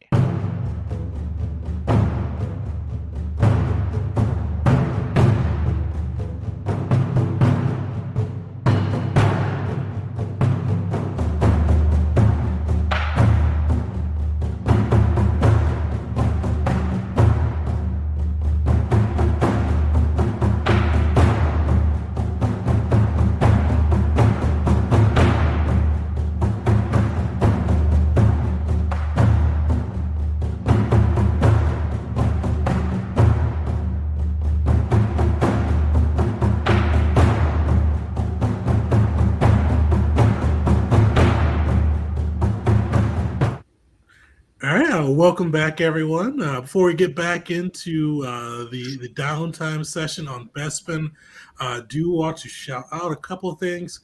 So I've already mentioned it, but definitely join us next Wednesday. I realized I had the wrong date on the promotion thing, but the 29th, not the 28th, for the Lancer playthrough. It's our game of the month. It's pretty sick. I'm enjoying it so far. If you like Mech Warriors, Gundams, anything like that, check it out. It's a fun system, and we're going to be playing it live on the Wednesday, the 29th at 7 p.m. and raffling off a PDF of it. And then join us next Tuesday, too, because now we got Star Wars 5e Tuesdays with Keith's campaign with Stranded. So we'll join us. We're going to do our session 1 next Tuesday. You're going to see we've already crash landed on the planet. You can see kind of how we progress from there. I'm not sure what we got thrown up against us, but it should be entertaining. Yeah, let's dive back into it. So you guys have met your new crew member, Uli. I've got to speak with Director Jin. I love doing the corporate guys. I don't know if you guys enjoy it, but it's fun for me to do the random corporate guy. Just throw as much corporate jargon out as you can. And the sad part is I say too much of it in my regular day-to-day job, so it's just fun to go over the top with it. It's fun to hate for what it's worth. I'm having a good time. Yeah. But you got to meet with him. Oh yeah, doing more with less. Yeah. I should have failed forward in there a couple times. I've been hearing that a lot lately. My God. Regroup and push on through. So fail is what you're saying. But forward. So fall forward so that you can step on my back to get to the next rung of the ladder. Got it. I've heard that phrase far too much this month. I've heard it. And I know what it means too. There's only so many ways you can say, like, you're not making me enough money. But we're gonna wrap up. You guys have a couple of weeks of downtime, and I think we went through this last session. But Vars got a contact letting you guys know about some things that are going on Kashyyyk, and they want you to meet them on the wheel, which we touched on last time. But you guys have a couple of weeks before you need to meet them, so good. 2 more weeks of downtime. So we'll start with Uli. What are you doing with your last 2 weeks of downtime on Bespin? And for Uli, this has been vacation the whole time, but for the other crew, the respite before getting back into the fray. Same thing. He's gonna fight. Perfect. He's got nothing better to do. He's got to practice his skills. If what these people told him is true, he needs to hone it to a fine razor sharp edge. And you see the crowds as you go back to that little the stadium. They got the makeshift stadium they've set up for the gamblers and patrons of Bespin. The crowd's it's mixed. Some are cheering for you, shouting the gardener. Others like, oh, Trad-Ocean rung his bell. He's nothing to worry about. And it's got a little bit of a mixed crowd so far. So give me your first attack roll and then D100. Okie dokie. I was going to look through. I don't think this adds anything. No. I was going to see if I could get something that would give me an advantage on the attack roll, but I do not believe I have it. I'll take that. Solid. 21. So plus 15 with a D100. Nice. Okay. Oh, actually, before you roll your D100, if you haven't already, let's roll complications first this time and see what happens there. So roll a D20 or D10, your choice. Okay. There we go. Oh, nice. D10. So, yeah, so you're good. That guy doesn't want to have to pay me more. He's like, yeah, he took the fall, but ate into my bottom line. Oh, there we go. Nice. All right. 98. Yeah, it's still about the same. But it's still the same, yeah. Unfortunately, I thought 98 would be higher than that. But, you know, that's how it goes. You win at half your bouts. This time you don't take any falls. Just got some clean fun. You don't have any Toydarians from the exchange trying to bully in some losses. You win some. You beat a lot of the guys, but eventually you do kind of get knocked back out. But this was a good, clean fight. Nobody pulling the strings. I learned a lot. There's a few Injuries. And you get Still in one 500 piece. credits too. And 500 credits. Yeah, I'll take it. All right, let's do that last week. Been fighting again? Yep. Why not? All right. They didn't respect me enough that second week that I go show them how to do it again. And arm strike for okay, that's not bad. All right, good, decent. So plus, was it plus 10? Plus 10, yep. Yeah. But the D10. Oh yeah, first. D20 or D10. Sweet, no complication. Plus 10. Is that what we said? Oh, same thing. Same thing. On the Exactly. Well, yeah. So he's consistent. Like, imagine Uli's not like he's not as blood. Or what I imagine. Feel free to kind of put your flavor. He's probably not as bloodthirsty as some of the other guys. He's been trying this whole time. Like he knows that, like, because of his reach that he extends. Like, he has to watch his vulnerabilities from doing that when he strikes. So he's just been kind of trying to, with mixed results, trying to learn a new technique and how to not get his ass kicked when he overextends. He's trying things. It's a workshopping thing, you know. That's why he does it here instead of, you know, where it could get him killed in the real world. He does it down here where he can maybe, you know, learn something and gain credits. It's a win-win. Every bit of pain is a lesson. Where you make your credits, and you're not like you're not treated like the people's champ, but you're definitely given some good respect as you're walking around Bespin. People shouting out the gardener, throwing not throwing seeds at you, but throwing seeds to you. But they're trying to be supportive. But you're getting a little bit of recognition after you're going through the pit fighting circuits and making kind of earning and losing some of the people some money as they bet for and against you. All the better to set myself up for that big fall that I have to take. Make some real credits. All right, Vars. What's Vars doing on Bespin? Well, Vars is realizing that he needs more credits to take on this big bad Vong threat. And his people aren't going to pay up. And Zerka, they might make a lot of credits, but they sure aren't easy with them. So he's going to try to make some money tracking down bad folks. And what type of bounties would Vars go after? The highest paying kind. He's not squeamish about it. He's realizing that he needs money, and he's not too worried about where it comes from at this moment. Okay. So I'll give you this one. So we can get some higher pairing bounties that are on the list if you want to add some extra risk into it. Yeah. All right. Famous last words. Let's go. All right. So what? So is he going for like the highest What paying if Talus bounties? joins him? Does Talus bounty hunting duel? Does he know how to what?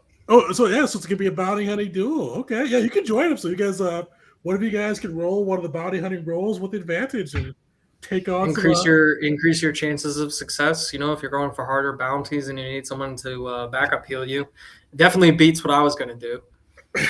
Well, I guess if you want a little excitement in your life, Doc, this will do it. So much excitement.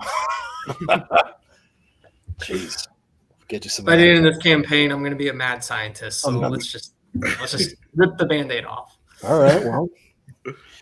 Okay, so if I remember right, I have to spend 500. 500 credits, and I'll kind of give you guys a choice. So you guys are going in together, so you have advantage. Basically, what we're going to do is we are going to. There could be kind of up depending on how high you want the risk of complications to be, and the complications may not be exactly what's on the website. I mean, take some creative liberties with those, but you guys can go up to 4 times the amount paid out for the bounty, but there's going to be 4 times the complications too. So that would go from a 10% chance up to a 40% chance. Let's do it, and I will split the extra money that we can contribute towards this to increase that modifier up to a maximum of +5. So what's All that? right. 3,000 total divided between the two of us. 1,500 extra between us if you want to. You guys are gambling hard. Yo, let's go. All right. So I got. I was like, I'll be conservative. I'll spend 500. 3 stacks. Let's go. All right. So that leaves me with. All right. Let's do it. Let's do it. All right. 1,500 Minus earnings. 1,500, yeah? So you guys are spending. So how much are you spending again?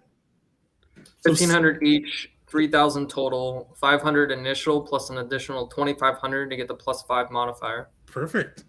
All right. So with this, you can do survival. So who's making that survival check? Okay. What's your bonus to survival? I get a 5. All right. With advantage. Oh, 24. That's nice. All right. With advantage, eh? Mhm. 24 Okay. still playing there. All right. So you guys get to Wait, wait, add... before can I? Is this something I could apply Defiant to? Because that'd be super dope. Yeah, Defiant. Yeah, I'll give it to you for Defiant. Yeah, go for it. All right. So. Yep. So either way, that gets you that +20 for that. So you're at +25 with Okay. With everything so far. And so yeah, so you guys, you're on Bespin. Bespin, it's a Zerka. It's in Republic space, but it's Zerka run. And probably the highest. There's a couple different bounties you can choose from. The highest two, though, are somebody that's in debt to Zerka. They've run up their tab and have tried to hide out and avoid paying the bill, as well as a Republic bounty going after. Actually, let's roll so roll complications first. So roll a D20 or D10, but a 4 on a D10, and then up to an 8 on a D20 will count as a complication. Question real quick, Tegan. So with the money that we put out, that's a +5 on top of the Defiant as well, right? So it's a 32. Oh wait, it's a 20 plus 25. It should be no matter 25. what, right? Yeah. Okay. Wait, but I get a. Okay, hold on. Yeah, wait, because I get a +5 on my own. So that's D20. I roll a 19 +5, 24. So +2 is 26. Then add the 5 that we spent three grand on. That's a. Yeah, I think the highest modifier you can get is still plus The 25. 25, yeah. 30 is the highest it goes for, yeah. Okay. Oh, how do you get a 30? What do you have to get for a 30? Oh, well, because it's the same thing throughout the whole game. So you're for the DC. Got Yeah. you. Never mind. Okay, I answered my own question and then I confused myself. Wait, so we're getting Sorry. +25? +25 to D100. Yeah. Okay, very cool. Now, let's see how complicated it gets. Talus, do you want to do the honors or should I? Sure. I will royally screw us. No problem. What do I? It's the 1d20 roll. Or D10, whichever you prefer. Oh, okay. And we get 4 complications. Oh, so for a D10, 4 or below, 40. or D20, 8 or below. Yeah, so it's just a higher chance. Mm-hmm. All right. 1d10.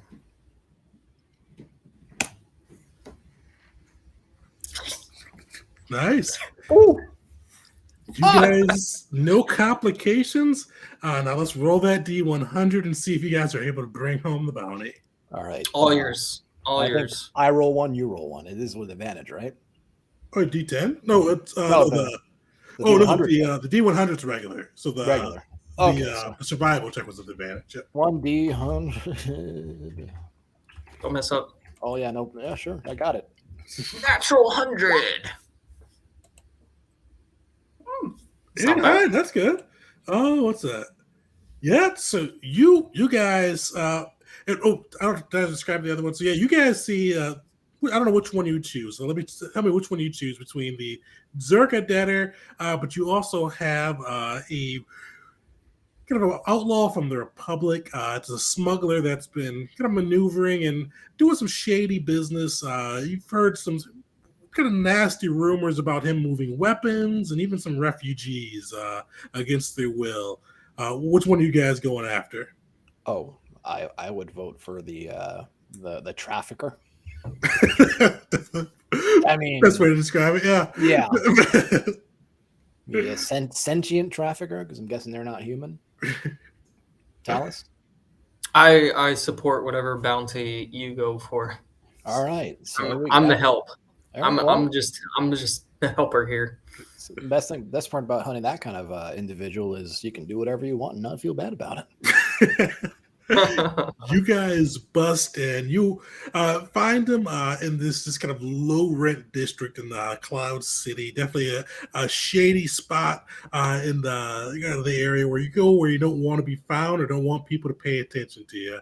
You bust in his door. You see this kind of middle-aged Rhodian, kind of just pale green skin. You see spice all around him, and you see he is completely surprised as you guys bust in. How do you all bring him in? Well, after I pick up some of that glitter stem. But seriously, how much glitter stem do I get? You definitely you find 2 vials of you probably have to scoop it up. You have to scoop it up, but it's 2 vials of glitter stem. One vial of glitter stem? No, we found one. We didn't find any glitter stem. What? Oh man, there's none there. How about Mars just turns his back part? Hey, I don't care what you put up your nose. Hey, I haven't done it in a while, actually. Well, It's been weeks. Hey, if that changes today, I don't care either way. So, again, Vars is expecting, I guess, some heavier resistance. By the sound of it, this guy doesn't see us coming, so he, kicks the door in and surveys the situation. I guess, does he see him strung out or whatever, or what's going on with him? Oh yeah, so this guy, this Rhodian, you see he has a blaster pistol on his hip, but his eyes, which are Rhodian big already, are just like Mickey Mouse wide. So he is definitely strung out. He goes, and you see kind of in Rhodian, Rhodese, I should say. He kind of just starts kind of yelling like, I don't know how to do Rhodese. Actually, I can't think of that, but he's yelling at random just obscenities. You can't tell what he's saying, but you can tell he's cursing at you and waving you out the door as you bust in. That's a lot of words. I'm not sure how a personal translator would work, but I have Rhodese as one of the languages on there. Oh, perfect. So yeah, your personal translator does kick in, and just a mechanical tone that goes, you Skuta, get the criff out. You don't need to mess with this poodoo. Get the criff out, humans. So, middle word. He's just gonna go over there and just give him a good backhand, and he's like, "Oh, that looks like it'll be enough." And just wham! And does he get back up? Is he down? Oh, yeah, that Durasteel smacks into him, but he just he goes to sleep. Talus is like, man, I could get used to this as he grabs 2 vials of glitter stem. Right. So seeing that, Vars gets the idea. Wait, this guy was moving weapons, right? The equivalent of a light bulb over his head. Anything worth mentioning in that hovel of a home? Definitely roll an investigation check. Yes. Yes. My strongest stat. It's not my strongest stat. Yeah, you take a look through, and you do find some grenades. So you find 2 frag grenades and 1 incendiary grenade. And while he's looking for weapons, can I look to see if there's any trafficking victims or refugees, as they're called? Luckily with around? this one, it is just like a little hovel, so you don't see any other. Oh, okay. It's like a little apartment, a studio apartment type thing. Yeah, so you don't see any people in there. You just see, it looks like this is his little, his drug den, for lack of a better way to put it, when he goes in. So you see the spice around it, which is scooped up into the vials. And Vars, you find those grenades, which he like half threw a sheet over, but like you could like see from this looking in the room. And you find those in there, and you're able to take in the Republic bounty without too much of a struggle. Is there any extra drugs? Like Muon Gold, maybe? You don't see any extra drugs, but you could wake him up and maybe see if he has some drugs. I mean, he seems like the type Where's of the guy that drugs? could get you some drugs if for the right favor. No, you'll just tell me. All right, put him back to sleep. It's a different side of Talus, and nobody's ever seen. Where is it? That's one of those lows, huh? Just where is it? It's the low from 4 weeks ago almost. Still kick my ass. I get the shakes when I'm in a spice den. Yeah, but Dallas has some more spice, some glitter stem. He can take when he needs, when that edge hits him, or when he just feels like he needs to be just a little bit smarter. There's not much improvement there, but you know, every little bit counts. All right. Well, you guys, actually have one more week left. Are you guys bounty hunting again, or are you guys doing your own thing? Yeah. How much did we make from that one? Oh yeah, I should say that. So yeah, you guys. So 4 times you guys got a 98, or what was it, 89? So yeah, you guys make 4,000 credits. Wow. Well, we spent. So we made our money back plus 500. Yeah. That's not bad. You want to try this again? Yeah. All right. Are you guys going all in again, or plus 5 again? How about what do you think? Like let's just see what we get. Screw it. This is the 500. I'll pony it up, and we'll just see what we get with survival. I'll split. I'll pay 250 of that. Okay. No problem. So 1750. Okay.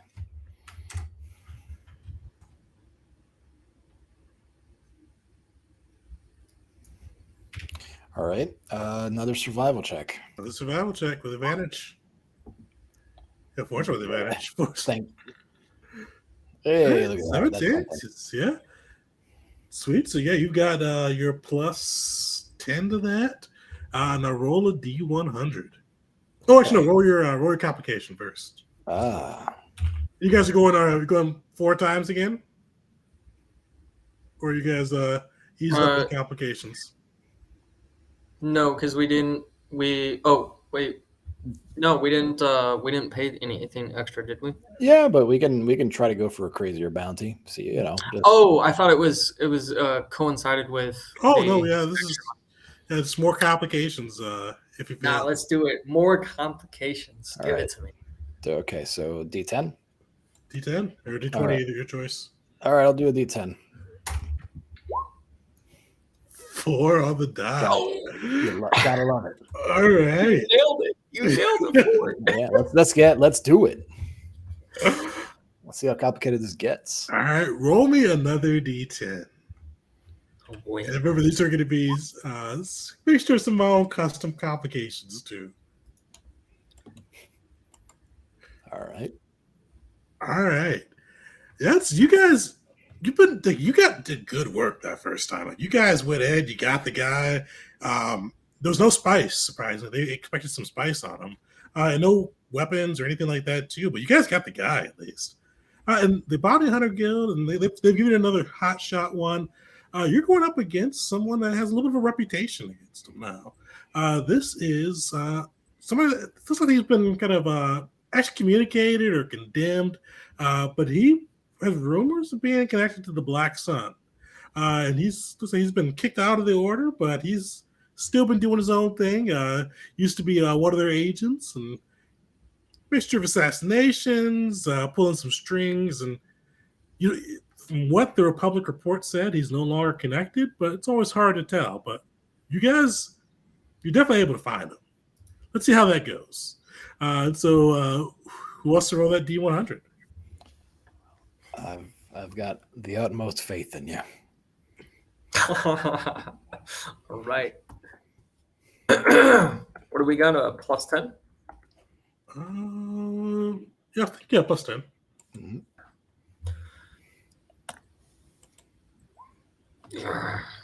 Hey. Oh, yeah.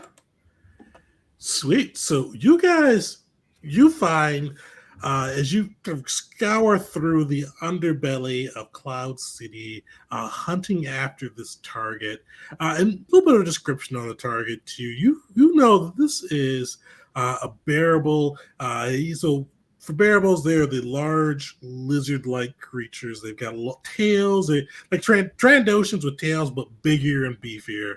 That had been an assassin for the Black Sun Cartel. His name is Bespin. You guys are hunting him through Cloud City, and you guys are successful in catching him. And you guys find him. He's in kind of in the middle of a cantina. You see a blaster on his hip. He is just like he's kind of sitting in the back against the wall. He's got a drink in front of him, and you see just kind of his lizard eyes just kind of scalily looking around, just kind of scoping out the place. How are you guys taking him in? Well, for RP purposes, I will have modified my backpack to have the what is it called? Let me look up this mixture. One moment. The adhesive mixture, and as he kind of just goes to take a drink, and we walk in. I expect that he doesn't really pay us any mind, and and we kind of identify that it's him. I'll just walk up and just plaster him in this adhesive. So he's restrained, and then I'll let Fars do the rest of the work, as he's just kind of cemented to the bar with the glass just in his hand, like he's just stuck. Well, Vars is going to I guess he was about to draw on him, right? And then he's just Talus was quicker, and he sees this cemented crime lord, and he. It's just kind of like, well, good job, but how do we get him out of here? That's a good thought. A good question. I'm new to this, man. I'm sorry. That's all right. No, I mean, no harm done, I think. No. And then I'll just chip away at the at it, and I'm like, you're under arrest. As you guys are chipping away and talking around him, you see this bearable just glares at you. He kind of leans in a quiet, like hissing tone, with this lizard-like inflection, and he goes, "This one will tell you the Black Sun remembers." And he kind of looks at you guys and glares at each of you as you guys come after him or take him into custody and to the Republic to be judged. Oh boy. The Black Sun remembers, huh? Okay. Well, I guess we'll just have to deal. Yeah, that could have gone worse. Yeah. Whatever. Let them remember. That'll never come up again. That's super the last we've ever heard of them. Black Suns. They're like a small time gang, right? Just a couple of thugs, actually. It's just two guys. Yeah. Just two guys. They're smaller than the Exchange. Like two guys in a holotube channel. There you go. But you are able to successfully bring him in with earning someone's ire. But that gets you guys another what you guys get on that. So yeah, another 4,000 credits between the two of you. Wow. Cool. Hell yeah. I'm so rich. Ooh, I'm not anymore. Because I'm like, man, premium items are cool, but expensive. I can finally afford one premium item. Yeah, right. Vars needs to get that jetpack going. Oh no, he's close quarters. The jetpack probably wouldn't help him out much, but I mean, it'd be cool to have, but even then, I'm a little bit shy. Soon. well, you guys, you spend your week pit fighting, bounty hunting, while Caesar and Dash are brought into some Republic meeting that you all were not invited to. May see some medals on them when they come back afterwards, but Okay. you guys spend the week on Bespin. You get closer to the time where it is to meet your compatriots on the wheel. And actually, give me a lore check on the wheel. All of us? Yeah, everybody can go for that one. Okay, a lore check. Bars has never been there. It's Is round, temp right? boost allowed on this? What's that? I get temp temp boost boost? for this. Yeah, Yes. you're not in a hurry. Oh, nice. Yeah. So, Ula, you've heard of the wheel. You know it's. And let me. If you guys are on the map, sorry for our viewers, I don't have it pulled up. But if you look up the wheel in Wikipedia, it'll give you the coordinates where it is on the map. But the wheel is. Now I forgot where the coordinates are for it myself. It's somewhere over in the north, or kind of the right. Oh, there it is. So for you guys, if you're on the map, it's I think R4 or R5, R7 actually, on the Galactic Standard map. So look up Star Wars Galactic Map for any viewers. Basically, the wheel is in no man's territory. It's on the Republic, not in the Dominion, not in the Mandalorian space. It's one of the few truly neutral sectors left after the galaxy's gone to war. It's often known as a meeting point for kind of the various factions when they want to discuss something. Before that, though, before the war, it used to be kind of a smuggler's paradise. A lot of the criminals enjoyed it and kind of made use of it as a hideout, a place to both gamble, kind of hide away for a bit, make some new connections, find some kind of rare goods as well. And you guys know that, especially since the war is taking place, this is where you go to meet somebody and hopefully have it be unnoticed too. And Vars, that would make sense too for you, especially with your contact having to meet you out there. This is a spot where they can talk to you in person, not having to risk the holonet giving anything away, without bringing you to Mandalore or bringing you somewhere where other Mandalorians may come across you. Sounds good. Hooray for discretion. Yeah, so you guys, you've got that date there. The Mandalorians reached out to Vars, let them know a little bit of what they've come across.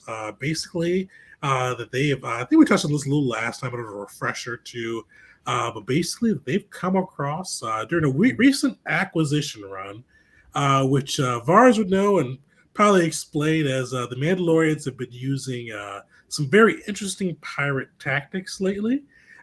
Using their kind of Beskar garb and sealed suits to hijack ships as they transition from hyperlane to hyperlane, versus using their own ship. They just kind of get in their gear and head out to space and wait around till they see something and swarm on it before their sensors can pick it up. They've been doing that quite successfully. And recently they came across a ship headed from Kashyyyk, kind of under the Crusader banner. The ship was crewed with kind of a mixture of Wookiees, humans, and other species. But the biggest thing that was kind of surprising is within the hold was a contingent of Wookiee slaves. And the slaves are all fitted with the same biological curl control plants that the crew had come across on Vela as well as Saiho. And they contact Watervaris to meet him on the wheel, examine a little bit, learn a little bit more about what's going on with this threat. They've got the ship as well as the prisoners to learn a little bit more about and figure out what's going on with the Crusaders, because it's kind of odd that they have invader tech. Very odd. Yeah. Almost Yeah. like it's already been weaponized somehow. Mm-hmm. Or they're Collaborators. allied. Yeah. Mm-hmm. A lot of talk for trying to free the galaxy, and then we see who they keep as friends. Can't beat them, join them. Well, I'm gonna imagine this is something we're gonna undertake when the rest of the crew's here, right? Oh yeah, you guys aren't going today. Probably leave. Actually, we'll have you all at Bespin today, in case Dash and Caesar want to do anything before you guys head to space. But yeah, so this is basically a pick up next time we go. You guys are gonna head to hyperspace, make your way out to the wheel, and see what you all find from the threat the Mandalorians have uncovered. Oh boy. Always the Mandalorians. Yeah, all right. Sticking our nose in things. Like, why build this fleet when you can just take it? Definitely a little bit of lore piece too. So the Mandalorians, it was under Mandalore space was under their public control, and they came from Dominion. They don't really have much of a manufacturing base, so they're going from the "if I take it from you, it still counts as mine" philosophy of building their fleet, which every ship at a time. Mm-hmm. I mean, if they can steal a shipyard, that's another story. But for now, ships will go. And it's been going pretty successful for them. They've been able to hold off the Hapens, able to hold off their Republic and Dominion, and keep their space and grow a little bit. Yeah, not too much though. Do we have all the supplies we need for our outings? I've got plenty of med packs and trauma kits and an antitox kit and all sorts of things needed to scoop and scrape plant matter if we find it.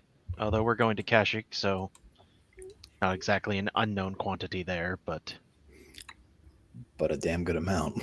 Yeah. Well, who knows what we're going to find or what I need to scrape into a vial.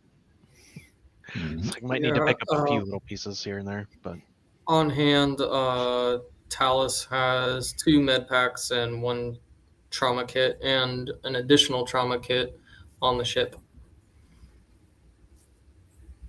Well, I'm pretty handy with a trauma kit. I can do things with that most people probably wouldn't think to do. Make them go a little bit further than they usually do. You mix a few of these chemicals up, you can actually get a decent healing salve out of it and apply that to a wound.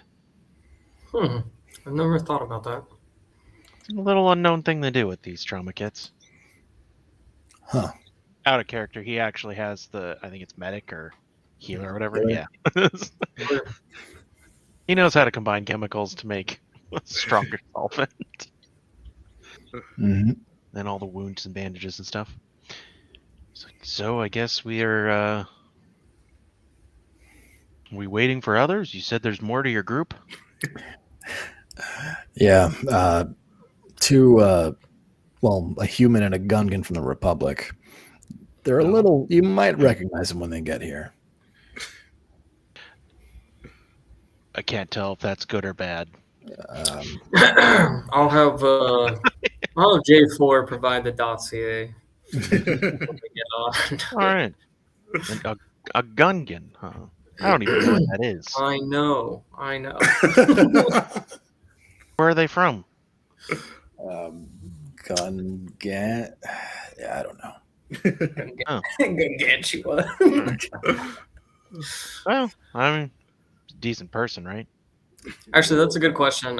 For my knowledge, I think Gungans are only from Naboo, right? Just Naboo, I think Yeah. so. Okay. Yeah, I know where they are from. But Uli doesn't know. He just Yeah. All right. I mean, he's a mixed bag. I'll give you that. Little weird. Yeah, well, who isn't? But everybody's weird to somebody. Don't be offended if he asks about your dental hygiene. It's a I'm still My trying. dental hygiene. Yeah, he's. You know what? Never mind. You'll figure it out soon enough. Yeah, Fair, make sure you fair enough. floss today. What's floss? This is gonna be good. And the other one, Dash. I still don't know what to make of him, but I know he does know how to make big explosions. He's Oh, he's our blow things up Okay. guy, oh, and dependable as hell. that explains why you keep him around, I guess. Well, yeah.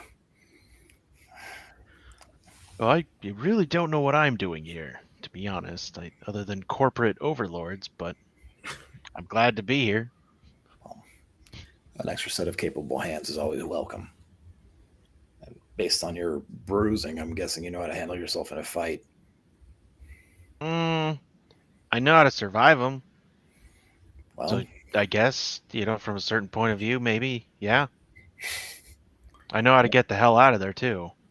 That's also a strategy. well, both of those are going to be very important. These things that we're fighting, what were their name again? Yuzan Vong. Hmm. Don't Well, worry, they'll tell you when. I guess we better get to it, huh? Yeah. Oh, is that one of those, are they one of those people that shout it right before they come swinging down at you? Yeah. Oh, okay. Granted, Yeah, I know Alright. I know some of my folks are guilty of that too, but Yeah, yeah, yeah. but they're I've these, heard, but they're really bad about it. Like Yeah, it's don't worry.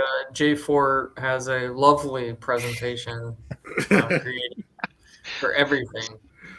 like a 40-hour video I have to watch before I'm clear. Your for orientation video. video. It's Oh like my God. I'm imagining a PowerPoint presentation. I feel like Talos, the J4 would have like a questionnaire or survey afterwards, like just to make sure you're paying attention to all 40 any improvements that we can make, but first, let's test your knowledge. I feel like I'm just watching the raw footage of everything that they've done for the last like 4 weeks. Question one. Oh my Question God. one. What is Dash's favorite grenade? And it has like A through Z, and then And what's its A name? dot one. A dot Yes. All of them? Correct. Wow. It You could were be paying A, attention. B, C through Z, or all of them, or none of them, or just depends on which one he likes the best that day, I guess. Question two. How fast can J4 compute an astrological trajectory? Do not It's just a bunch round. of Do off-the-wall not. questions that Faster don't make than any me. sense. Correct. Like, well, it looks like we're gonna have our work cut out for us. At least you and I are. Yeah. As far as our brain power goes. I guess I'll warn you. I do. Sometimes it doesn't look like I'm doing anything. I promise you I am doing something. But it just looks like I'm drifting off into space. I have a different connection with the galaxy than most people have, especially with our religion and my upbringing and some other skills I have. There's, I guess you could say, currents that I'm a little more sensitive to than others. Sometimes I try to hear them when others are talking, and it gets a little difficult to pay attention to everybody. Just know that I am paying attention. May not look like it, but I am. So as long as you're okay with that, I'll make me sure to keep that staring in off mind. into space every now and then, just Yeah, but as we approach the ship too, I'll just be like, and this is the Nova Kana. Welcome. sounds scientific. What is the name actually based off of? Is it a thing, or is it like a It's scientific name? it is two separate languages. I forget which ones. I have it somewhere on a notepad when Okay. I created it. But It means new exploration, I believe, or new explorer. I like it. Very apropos. For me, at least. This seems like old territory for you guys. Here I was thinking it was something else entirely. The Nova Kana? Yeah. Like the name of a drug or something? Oh, man. Ship name. New Oh, drug. I'm sorry. I'm not judging. I just whatever. I just Yeah. Well, I never asked, so I don't know what you guys are talking about. I do say things from time to time that maybe aren't the smartest thing to come out of my mouth, but I mean well. No harm done. Perfect. You say that now. That's where we'll wrap up today with the newest member of the crew joining the Nova Kana. And we'll pick up next session with Adventure 3 for the Invasion campaign. As the crew kind of looks to unravel the mystery of what's going on with the Crusaders and what's the connection between them, the Vong, and Kashyyyk. So this one will be a fun one. I enjoyed making this adventure, so I hope it'll be cool to play out. So we'll pick that up next. Oh, that's actually a really good question. Is everybody good to play the 5th? I believe I am. Yeah. Is that not a Tuesday? It's a Tuesday, but it's right after the 4th of July. Yeah. So Yeah. I'm literally going nowhere and doing nothing. So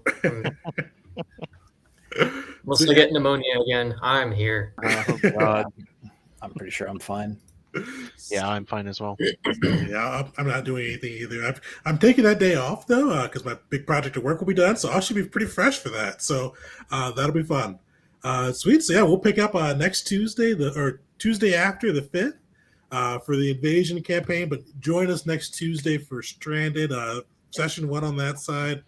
I made some tweaks to my monks. I'm looking forward to playing them out. And we had a fun battle room session last time, so looking forward to seeing how it plays out. So check us out there. And then don't forget to join us on the 29th for Lancer. That's really been one of my favorite new ones to play. So I hope it'll be fun to see too. But thank you guys for joining us, and hope you guys have a good rest of your night. See y'all later.